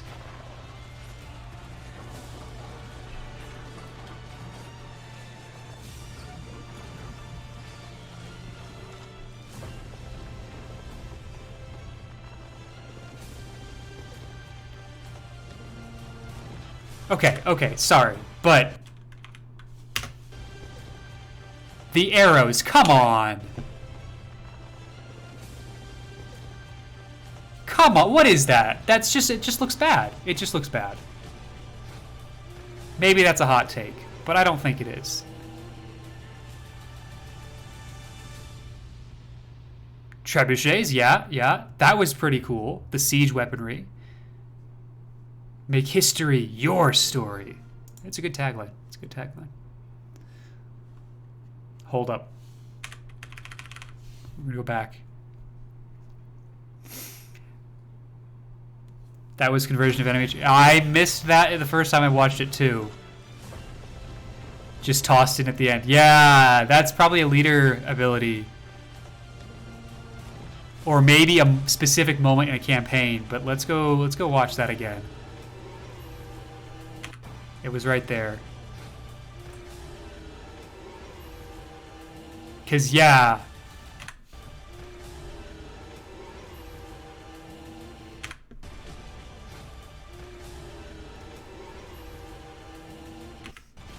Does that take 5 units to do?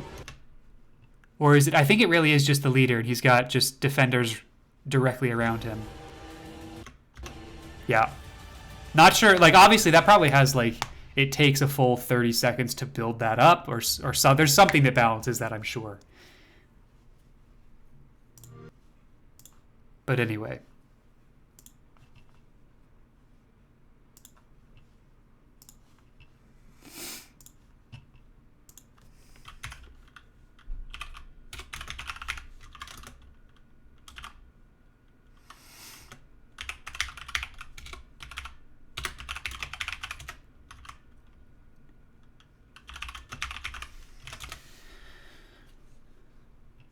Did we see any wonders? We might have. We probably did, and I just didn't recognize them. All right, Climatus is back, so we should finish up the Westnoth game. But that is something I'm really excited about in the future.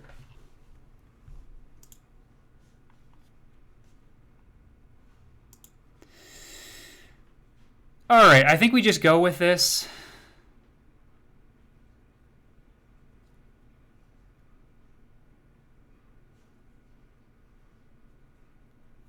I think that turn is fine.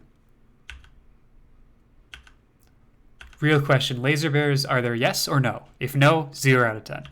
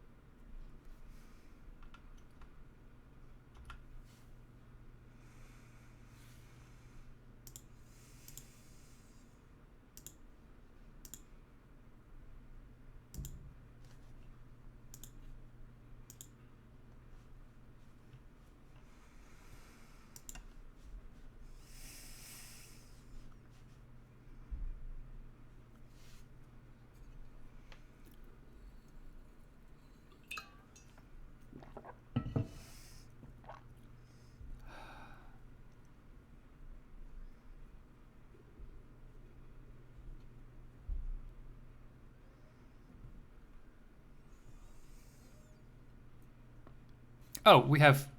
All right, I'm going to put it to the chat. Chill beats or Westnoth game music? What do we want to do?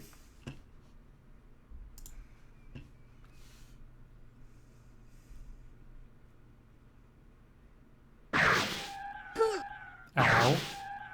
Oh, that's really unfortunate that I missed that.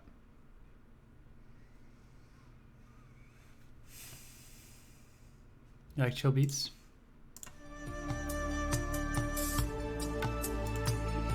Chill beats for you too? Awesome.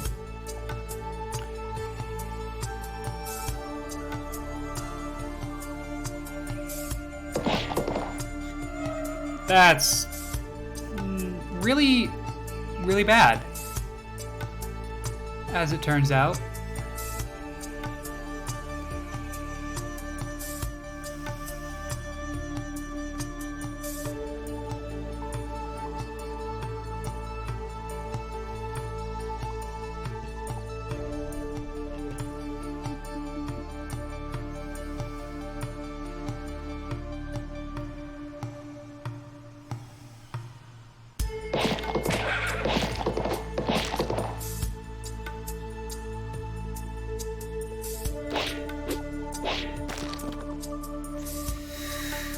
Ooh, boy.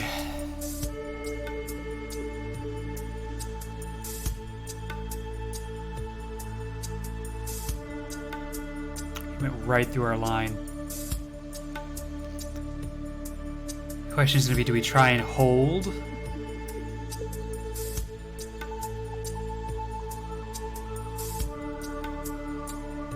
Or do we retreat further? I don't think there's a retreating further option. I, however, think there might be a kill this horseman and then 1, 2, 3 attack the mage option.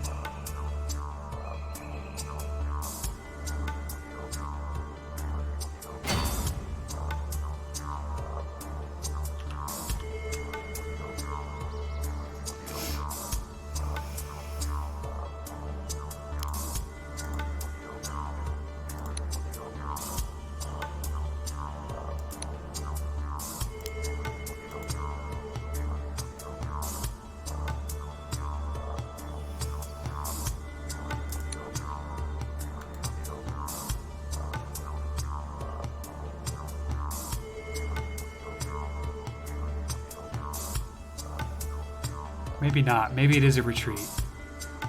Pull back a little bit further.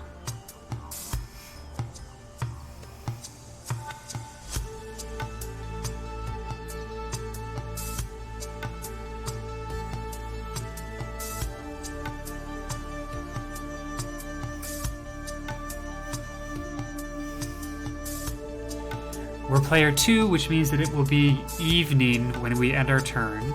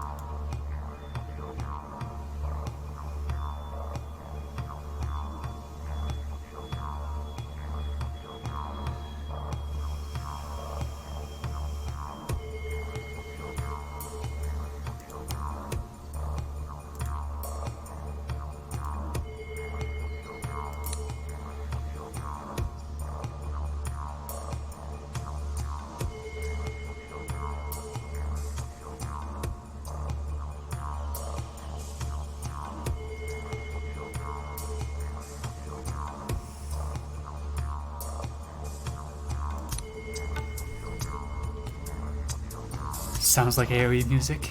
Yeah, kinda. It's not quite as orchestral, I think, as AoE music is.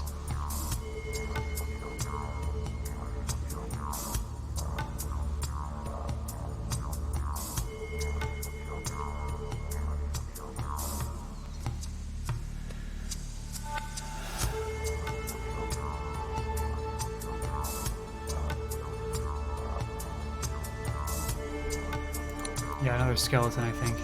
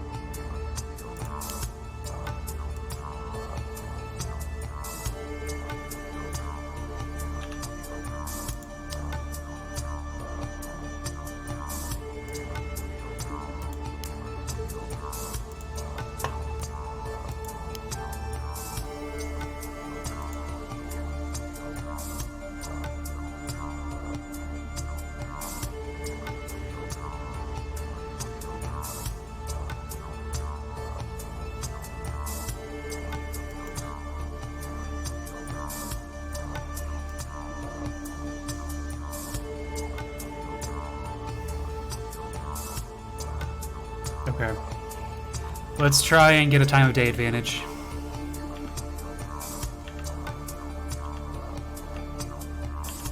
Which may not happen. Our opponent might just say see ya.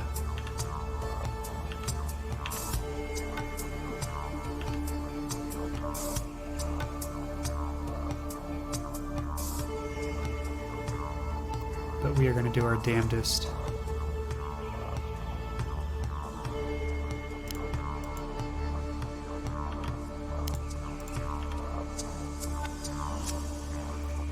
To not let that happen. And take some kills on the next turn or two.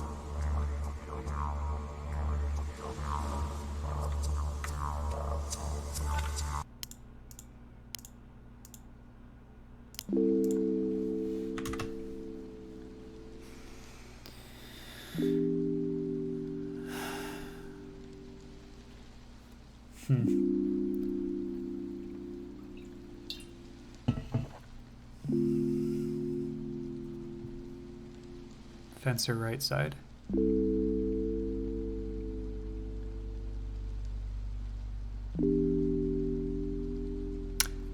Alright, he pushed up. He's gonna make a push into the night. Wait, hang on.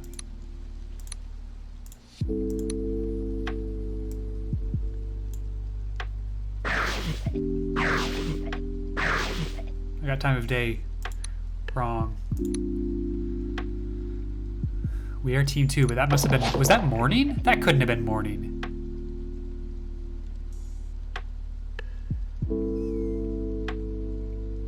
Did I get it wrong, chat? I might have gotten it wrong.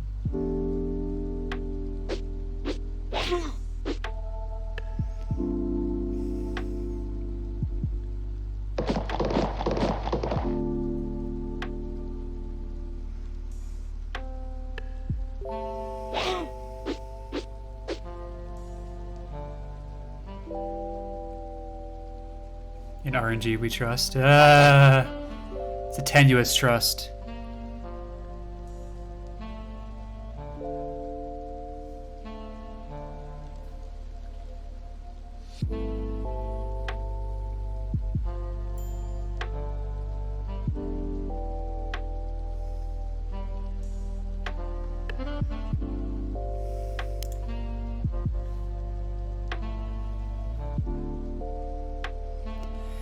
So against a cavalryman, that would be 9-3. So maybe we hit twice, do 18 damage, leaves him at 12. We need to hit twice with a chill wave.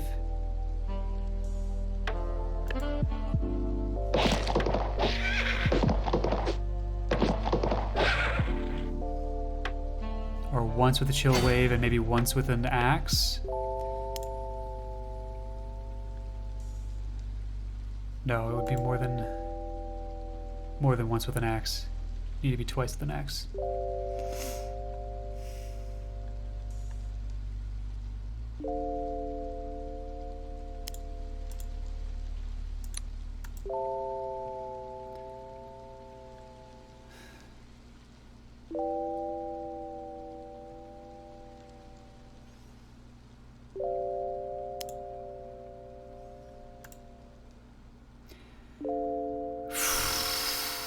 I could push up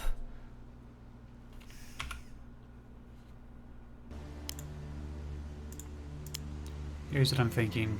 Here's what I'm considering. This is not a strategy I intend to pursue just yet. Attack, attack, finish.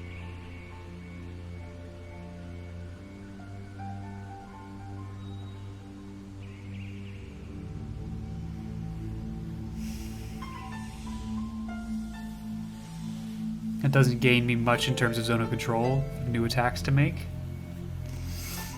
But it does reduce level 2 possibilities. This has to work, however, because this is enough experience to level him up.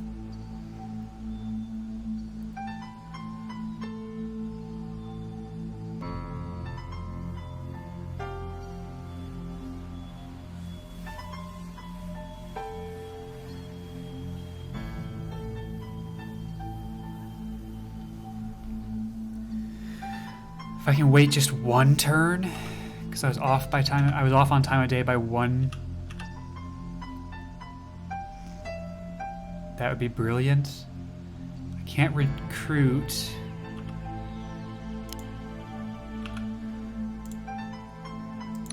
I'm not hitting that.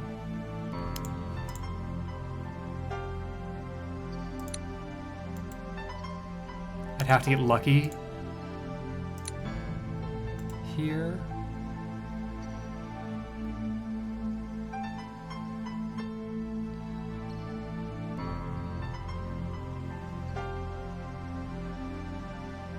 What's the alternative?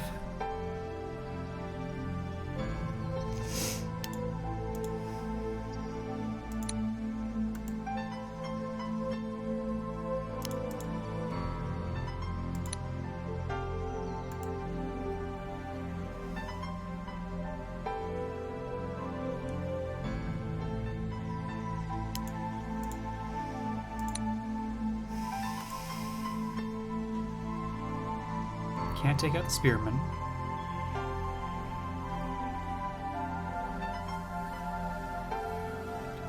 I don't think I can take out the fencer.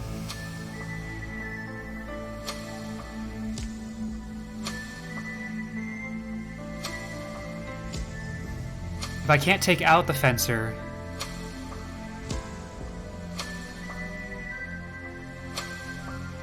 without using this adept, I think I have to try and kill the cavalryman. Because otherwise the cavalryman just gets a kill on the adept next turn. You attack with one cav to weaken, second cav kills, or something like that. There's no recruiting to be had.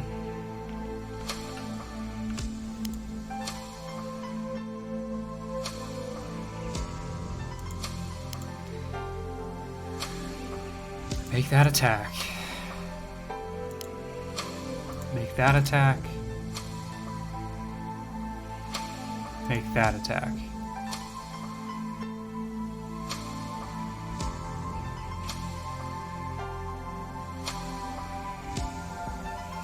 Hit 2 out of 3. Does 18 damage. Drops him to 12. 12 means I need to hit 2 out of 4 wave attacks. They will hit 1 out of 3.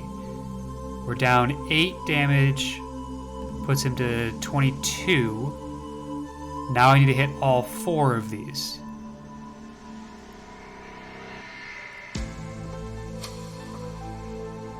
How much damage do I need to do? So I need to do an additional 4 damage to not have that happen. So if we attack with the bone shooter last, we can get an attack in with the skeleton. And we just need to hit once.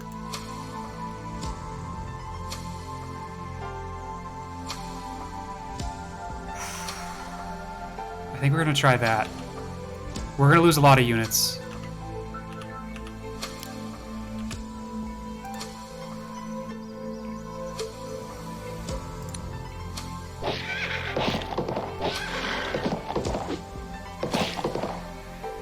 Already at 22. Now we recalculate. If we hit 1, Drops to 11. We just need to hit 2 out of the adepts. But we only have 1 attack to make that happen because it's going to gain 2 experience off of the... So no, we wanna do it this way still.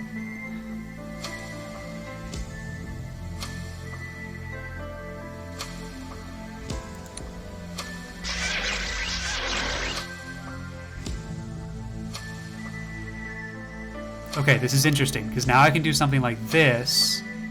If I can do 4 damage...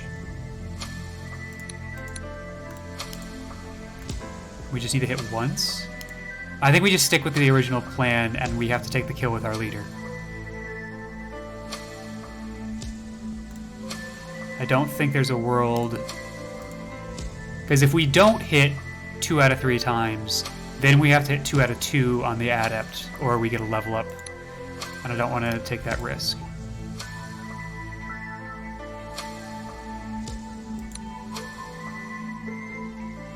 Yeah. Okay. Okay, perfect.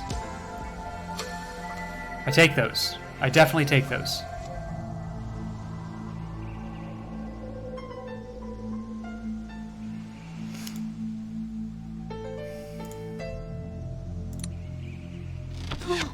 And now we hope to get lucky.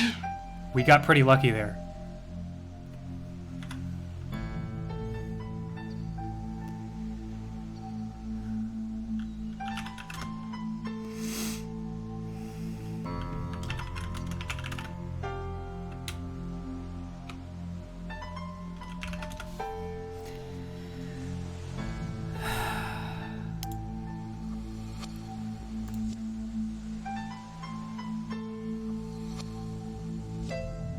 See how lucky we can get.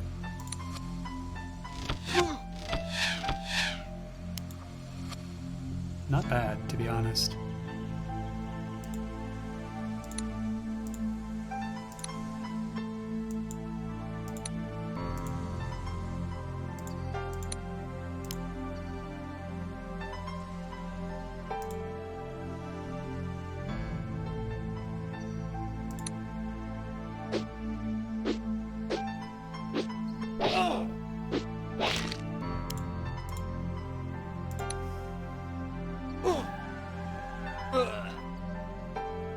Alright, I'll take it.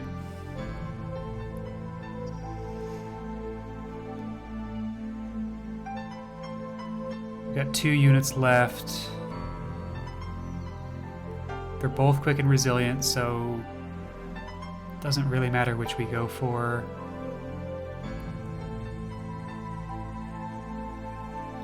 Let's push in, I think.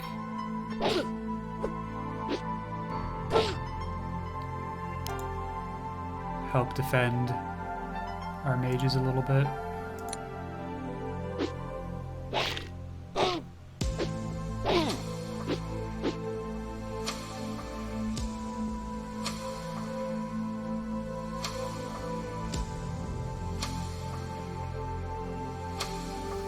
Totally fine where I am.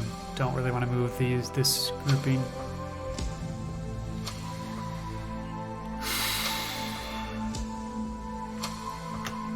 That was a better turn than I was expecting.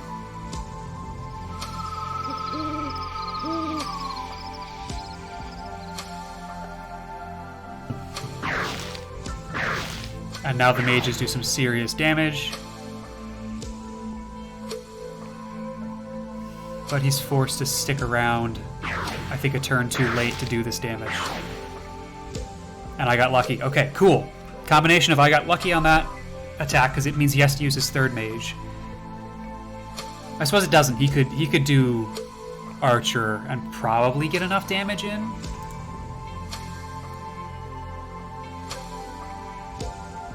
No, actually, because it'd be 2 by 3. You need to hit all of them. So it'd have to be, like, maybe his cav. Oh, interesting. The blade was more effective. Okay. So he still has that last mage to go up against someone else. And we are going to lose an adept of our own.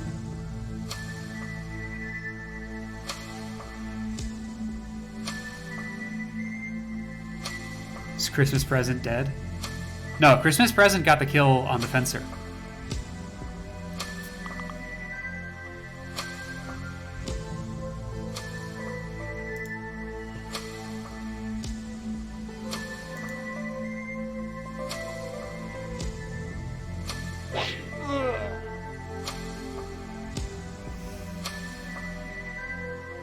Surprising no one. Oof.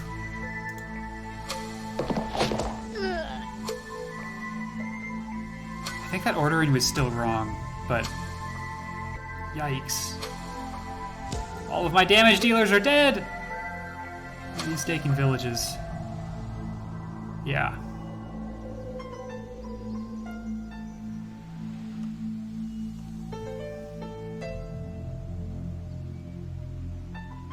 He's stuck with the movement that he has. Taking villages. I do get a recruit this turn.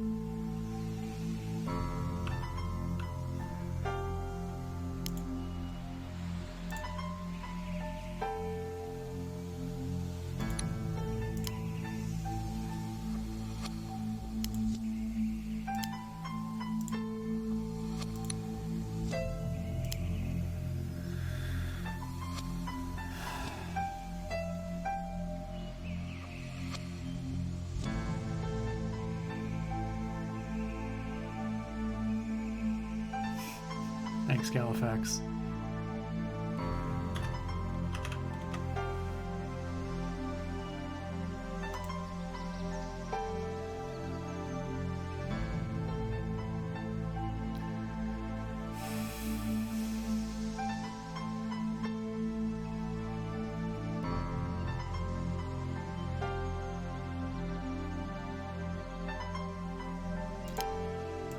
I think we have to recruit.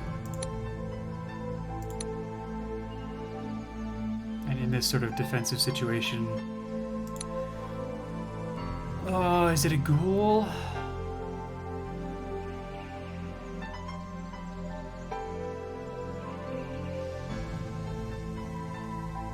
I think it's a ghoul. Despite the last one being killed so easily.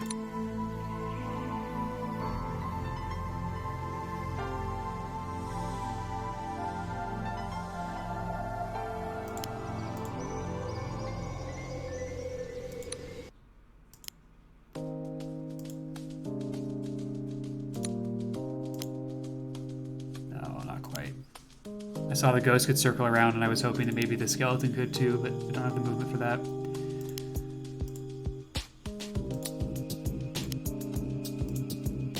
But honestly, that might give us something.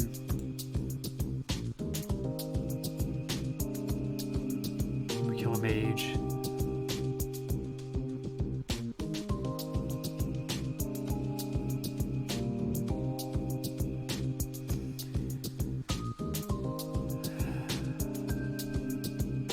Let's see what we can do here. Hopefully we kill a mage, right?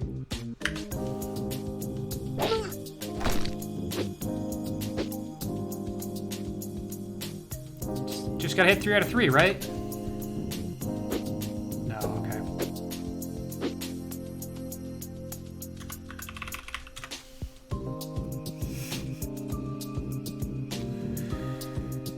Oh, alright. That's unfortunate.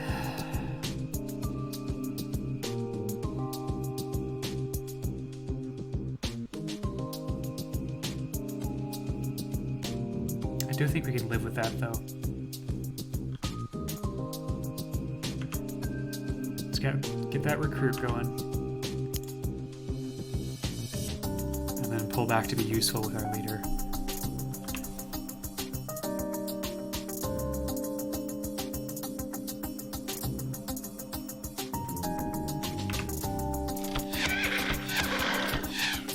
That was better. 19, we need to hit all... We can't kill.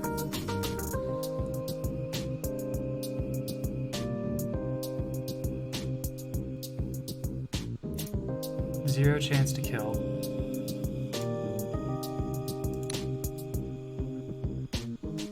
We just do a lot of damage.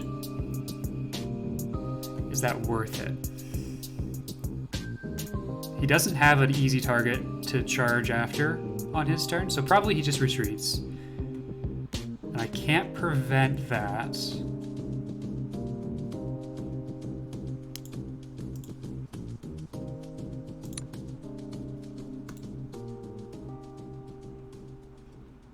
I could come over here and work on the merfolk.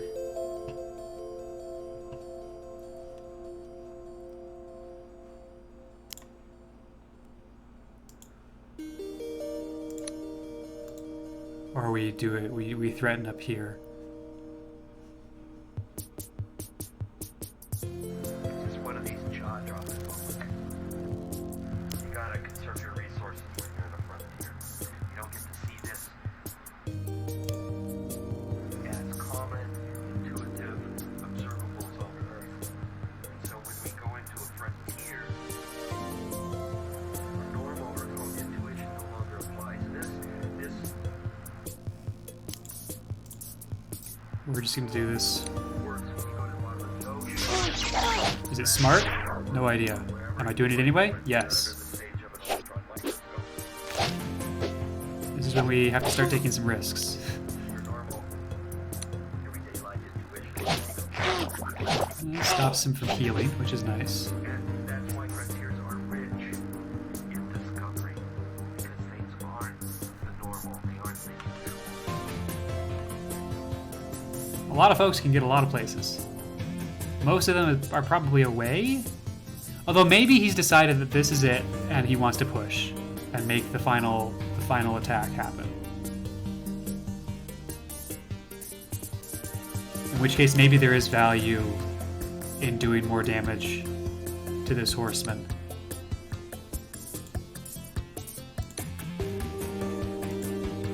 Yeah, let's do that.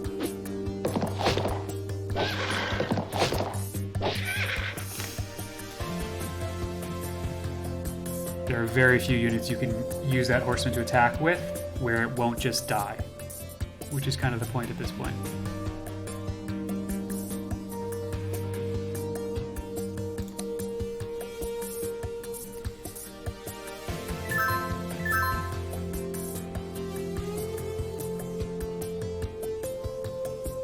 Yeah. Run away. That's right.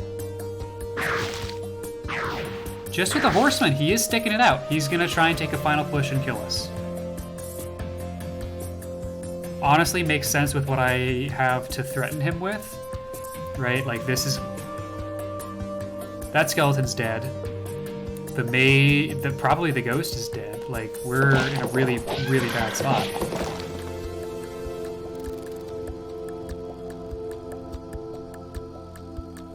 We've got 2 skeletons, a skeleton archer, and a ghoul. And our leader. And no gold.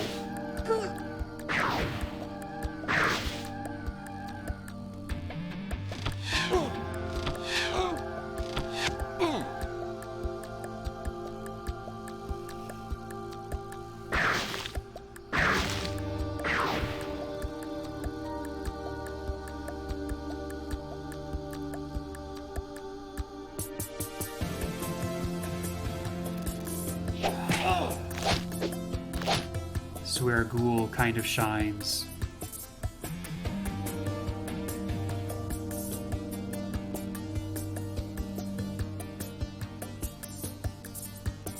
In forcing units to retreat.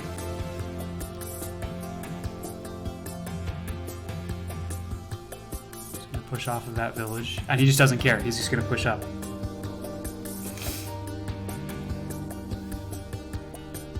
This leaves us with an interesting question of, do we try and push to the castle? Is 3 enough for a leader kill? Probably not. But do we try it anyway?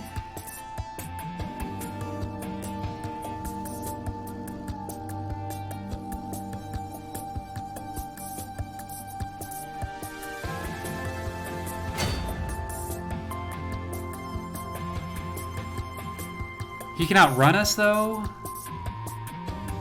Right after the castle's gonna be day again? Not quite, it's still first watch. So I can get here during first watch, he'll move, and then it'll be second watch. When I'm able to, if his leader sticks to where they are, that's when I would be able to attack, would be second watch. Yeah, I move second. I don't think that works though, so let's just kill this guy. 1, 2, 3, 4, 5. 1, 2, 3, 4, 5. If we can kill him with a skeleton, then we can take the village. So let's try that. Yeah, and he's actively recruiting, as I expect.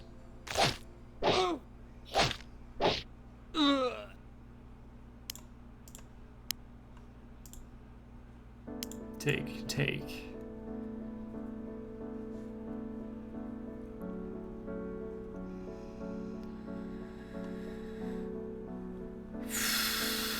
We try this again. We have a ghoul. How do we want to utilize the ghoul?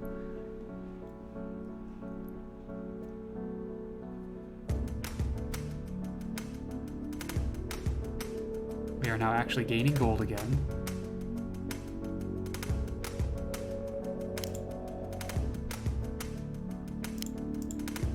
I think we make this attack no matter what.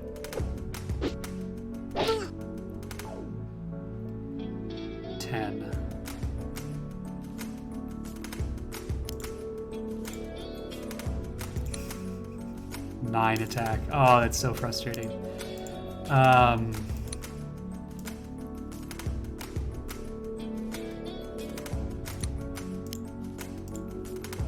So it's 2 hits no matter what. Maybe we do this, and then we can heal. No.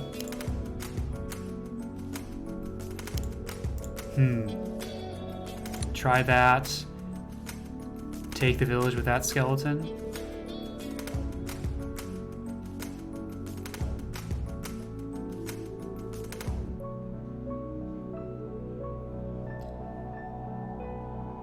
There's a lot of lost blocking ability with that, though. I think we just have to wait this out.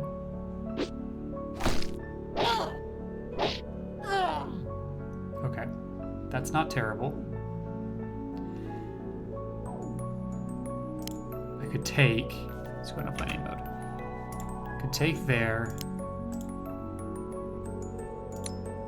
I can't recruit, so we shoot.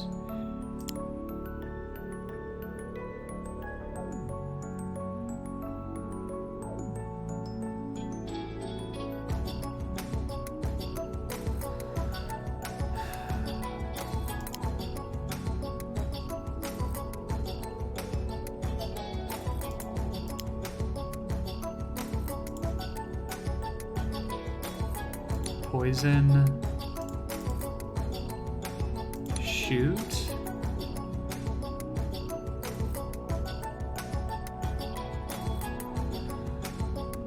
And if he wants to put 2 mages on my leader, he can during the night.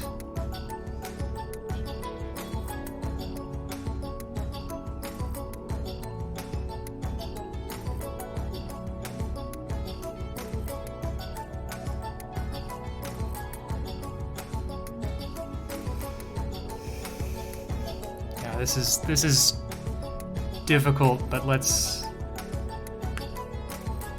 go for that.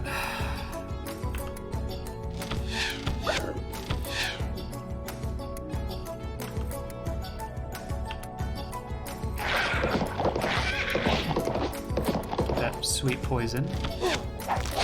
And those good arrows. We try and make something happen at this point.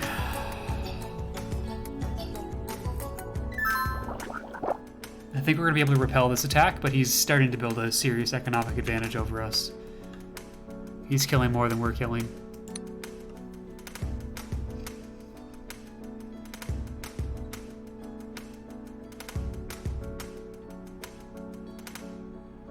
But I have made it difficult for him to justify staying here, I think.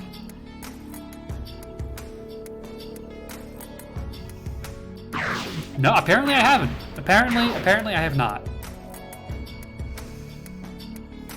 Granted, it is second watch, so he could be thinking that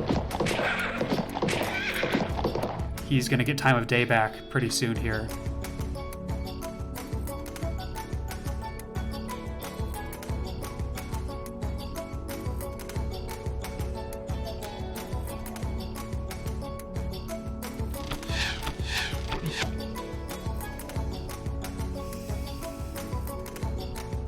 looking, right now we're looking at 16 gold, which is still enough to recruit.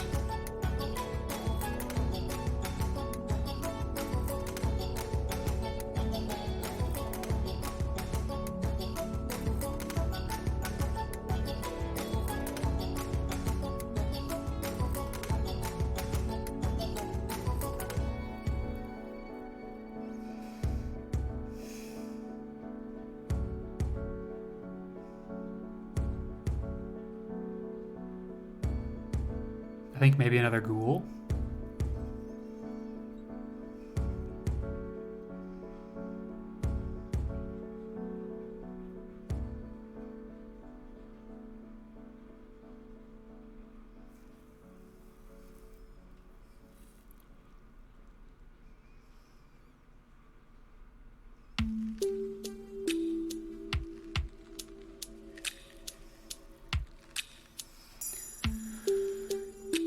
If he's sticking around, I would imagine the fencer attacks my skeleton. It takes probably 2 attacks to kill the skeleton. Yeah. He's got a 50% chance to hit. He's got 4 attacks.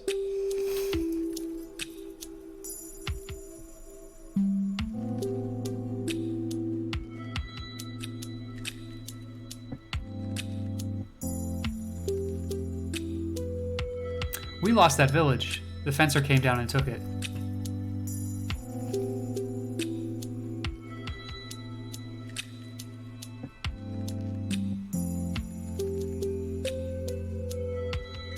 That's interesting.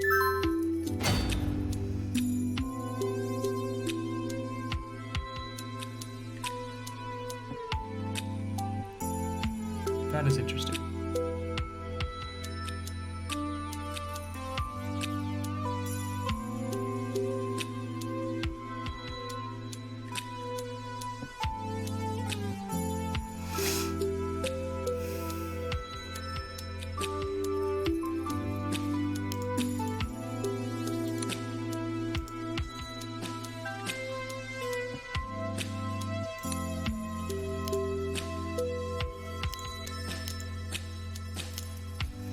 Well, I definitely don't want to deal with you.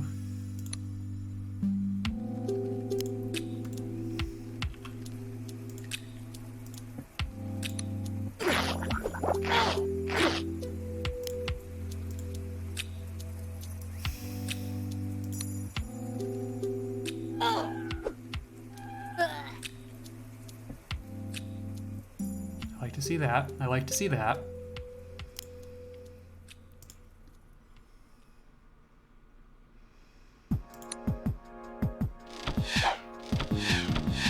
Don't like to see that.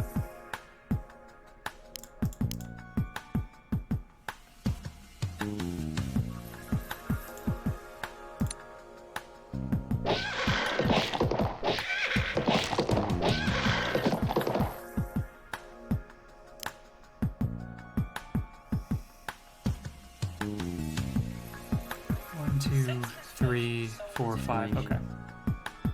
Otherwise known as auto-pack.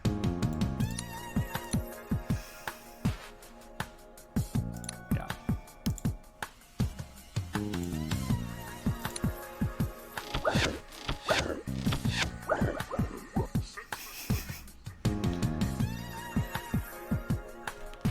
Oh.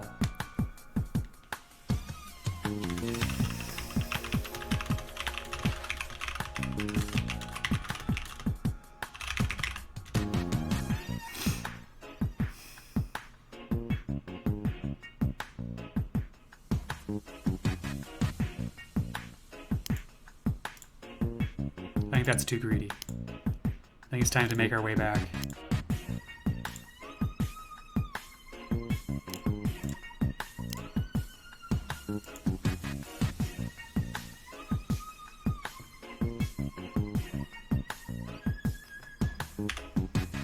Senseless motion. Sort of starting to even the scales, but we are definitely behind here. 2 experience, right? Yeah, okay.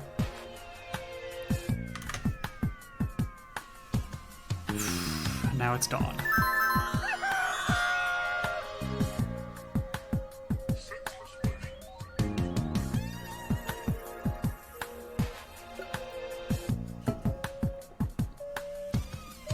village back.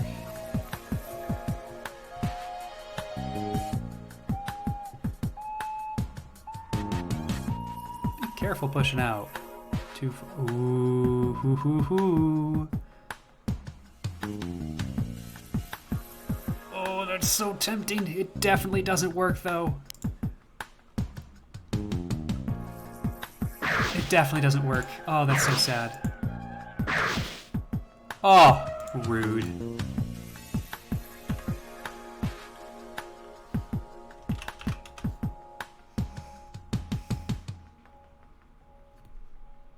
Was that Christmas present that just died? I think that was Christmas present that just died.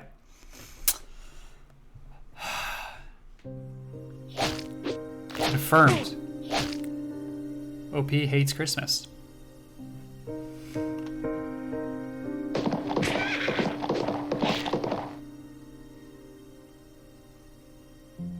Do it. I dare you. I dare you. I double dog dare you. Ho ho! Alright. Well, I did dare them, so I mean, what are you gonna say? Oh, you're gonna be annoying. You're just gonna be annoying now. Okay, alright.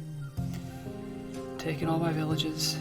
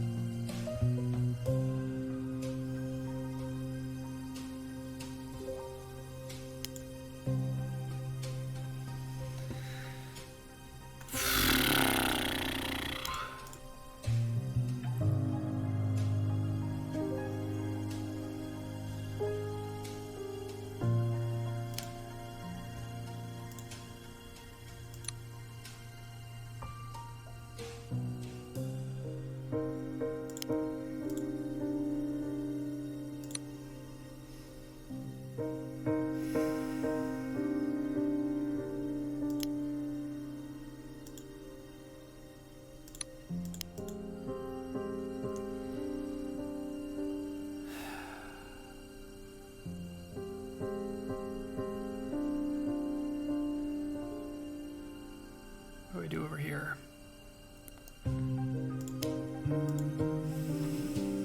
That never works.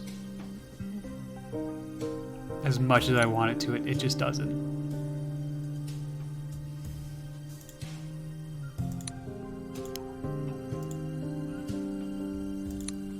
Do I hold? Do I pull back? We probably just keep pulling back.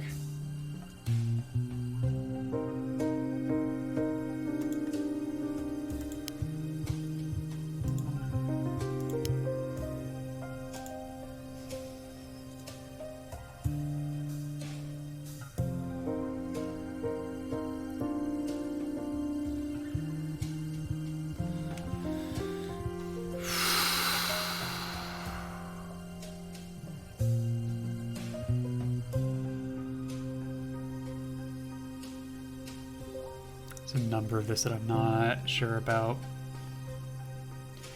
Let's start with this one.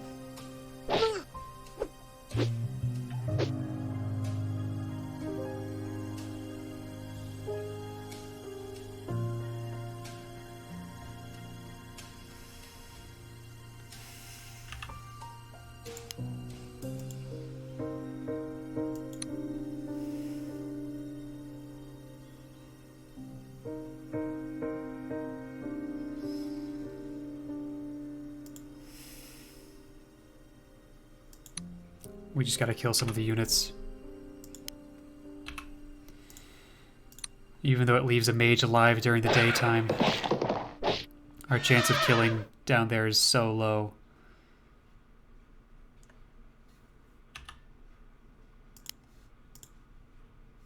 Let's try and convince you to back off.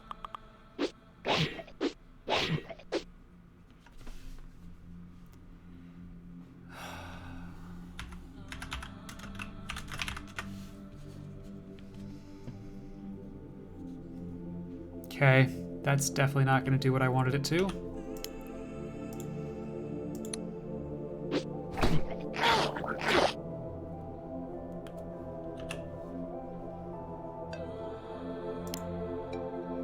That at least does.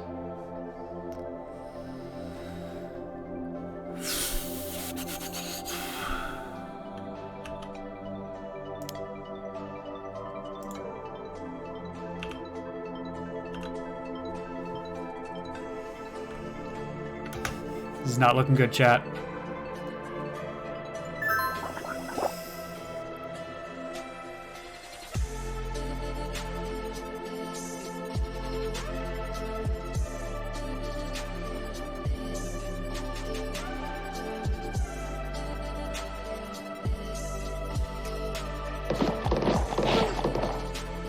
I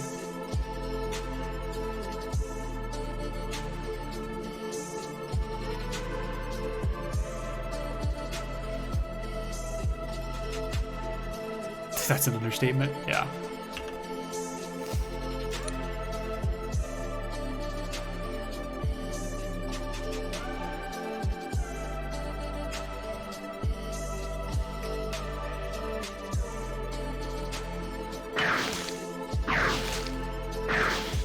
Oh, 3 for 3?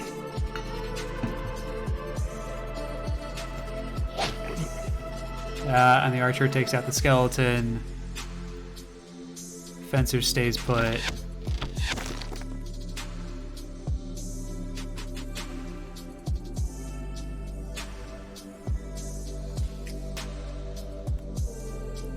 Takes village.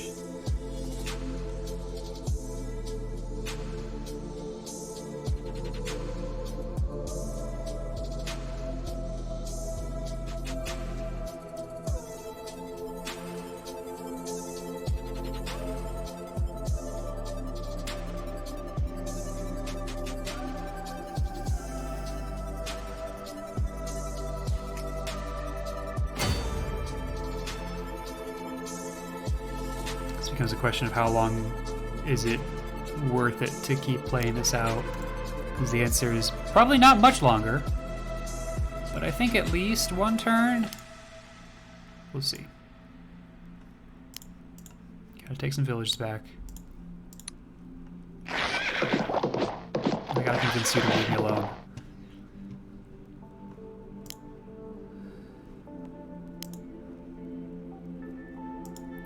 This is ballsy. This is safer. But at some point I do need to poison you. Let's try and finish you off though.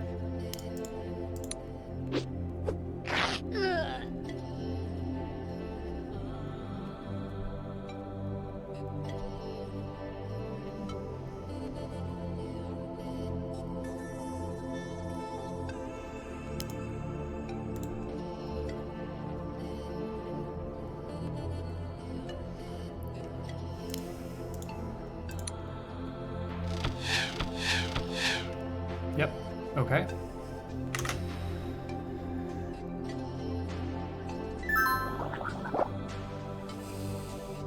There's a utility in playing disadvantaged positions, makes you move sharply when it counts.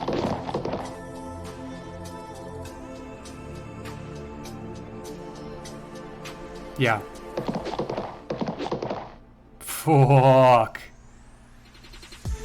Here's the thing, we only have one attack to kill the horseman. We can't. That horseman's gonna level.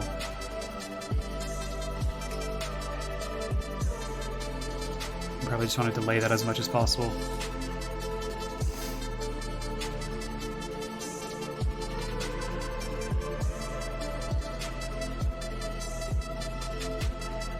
Or level and poison. We could level and poison.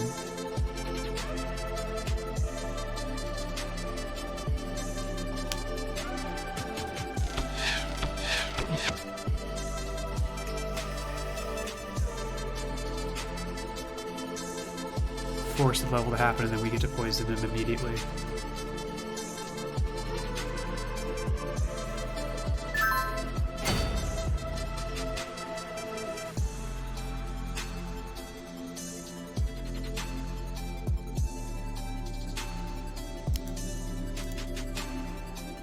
Fucking 10-2? Jesus.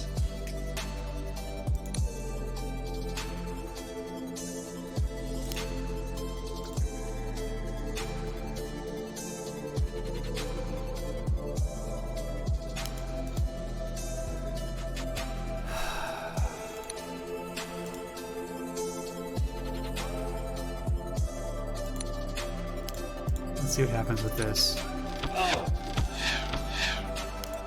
Alright, let's focus on getting you out.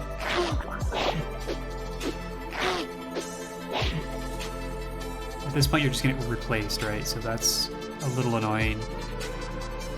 Do we level and poison? I think we try and hold this.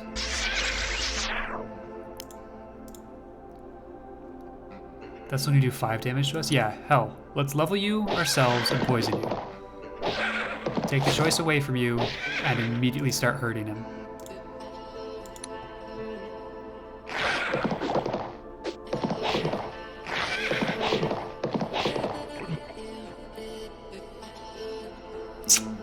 Yeah.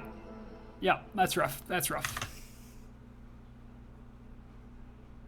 Sometimes you find that maybe losing positions can be turned around even. Yeah, in general, sure, yeah, definitely.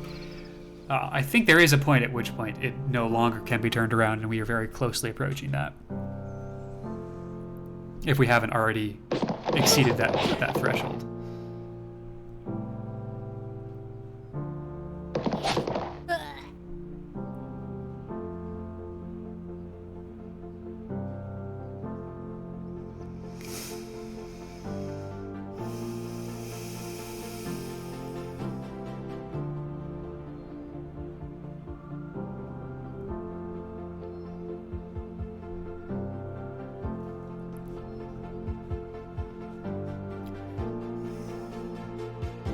Our opponent has balanced their army a little bit incorrectly. They have too many mages and not enough frontline defending units. Yeah, I saw that switcheroo happening.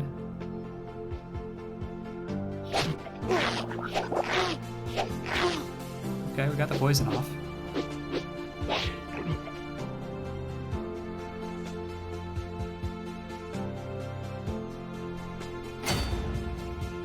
We have 2 units. Ha! Lol.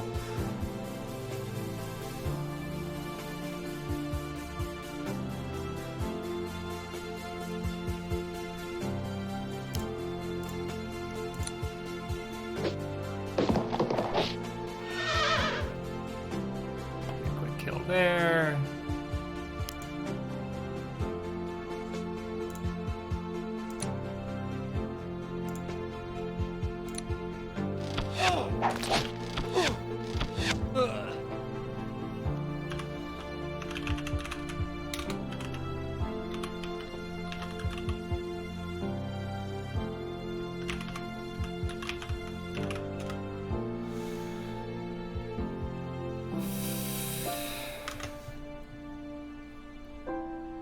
In terms of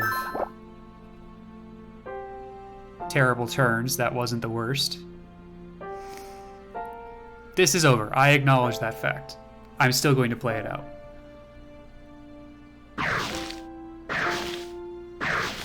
At least until daytime, I think.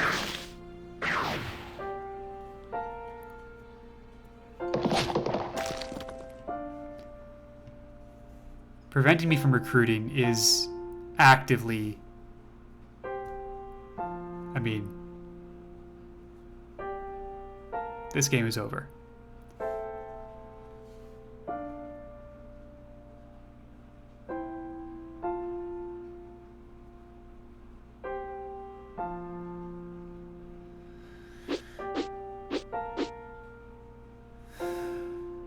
Because I can't get to a tile to recruit on. And I should never be able to get to a tile where I can recruit on.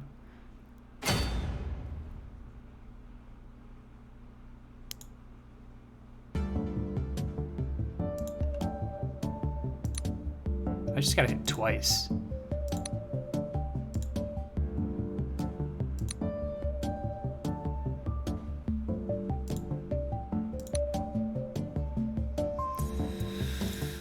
Sure.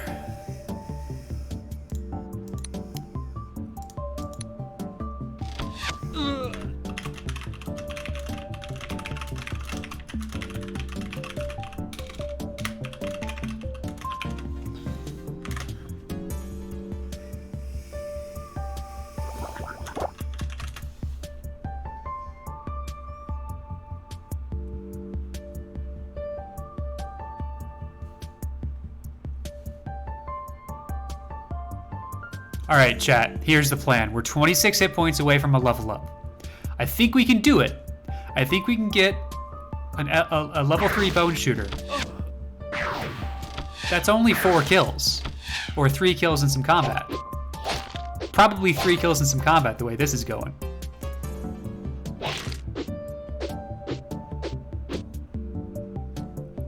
Stepping off of the castle tile, going from 60% to 40% defense, probably a bad idea.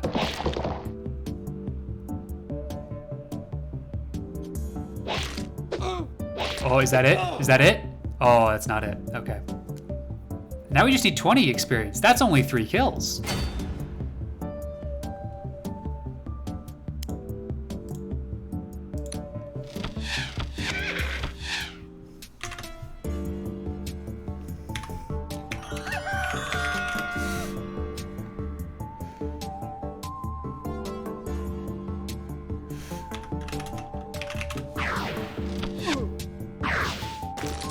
That's it. That's it.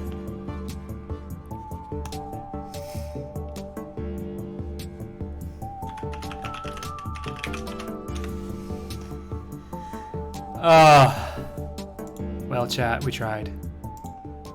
And we had fun. So, I mean, really, that's a win in my books. Even though we definitely lost. It's still a win in my books.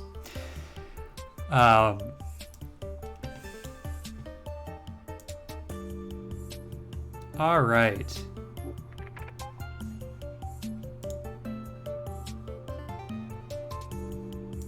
All right, so here's the deal.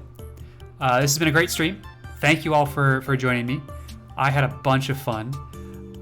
General end of stream reminders that if you like what you're seeing, !Discord will take you to our Discord where you can chat with everybody in the community about Westnoth and stuff like that. Drop me a follow if you want to get notified the next time this happens, which will be next Saturday for the Westnoth stream. Haven't decided whether I'm going to be streaming Tuesday or Wednesday night, but there will be a midweek stream as well, where we will go back to Factorio and keep working on that run through. Yeah, final of the tournament is currently on if you want to be an observer in that game. I will point out, this is game 3, right? Which does not necessarily mean it's the final game, because the finals are a best of 5. So I think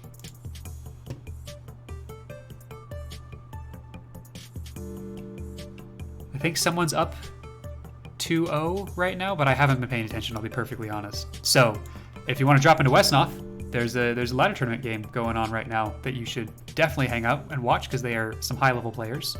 If you're not interested in doing that, that's totally cool. I will raid somebody as we go out. It looks like Uberleben is playing some Westnoth, probably some campaign stuff. So we can go drop in on their stream and see what's going on over there. Before I go, I do run a 1-minute ad break just to help boost some of my ad revenue numbers and keep me doing this. So I'd appreciate it if you'd let those run. If you have Amazon Prime, you have access to a free Twitch Prime subscription, which is a great way to show support for your local streamer. So consider dropping that if you've been enjoying what you've been seeing here. Otherwise, that's it. Thank you all for joining me, and I will see y'all next time, whether that is during the midweek stream or next Saturday. All right, bye, friends.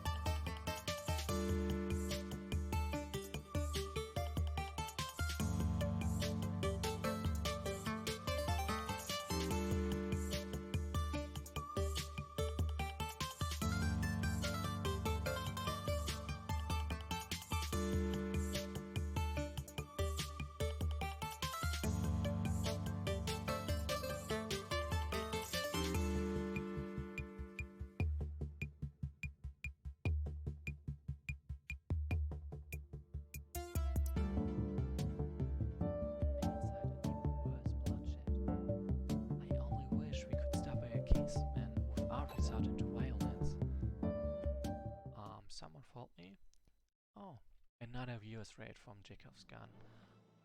Thanks for that. As it seems now, there is no other option for us to hold out against the troops until help arrives. To arms! Well, basically still the same, but this time with the added defeat condition, the death of an enemy leader, because at that point, well, they are not gonna back down anymore. First of all, thanks to Chekhov's gun and computer player for joining us with this watching, and for the record Chekhov's, I keep saying Chekhov's gun, but it's actually Chekhov's cannon, and he streams ladder games, like basically the version of ranked games for Westnov. It's not official stuff, but some people organize it anyway. So yeah. Then yes, this is user-made content. This is, to be precise, After the Storm. I played Invasion from the Unknown previously, well, prequel to this already. After the Storm is the sequel to Invasion from the Unknown. I die for our people! Ah, great.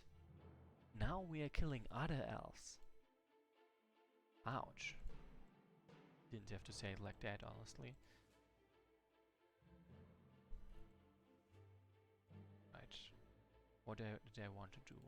I'm moving this broken corpse over there to get more of them. Yeah. Ladder is community organized, it's not organized by the official Westnov team. The campaign is going pretty well, like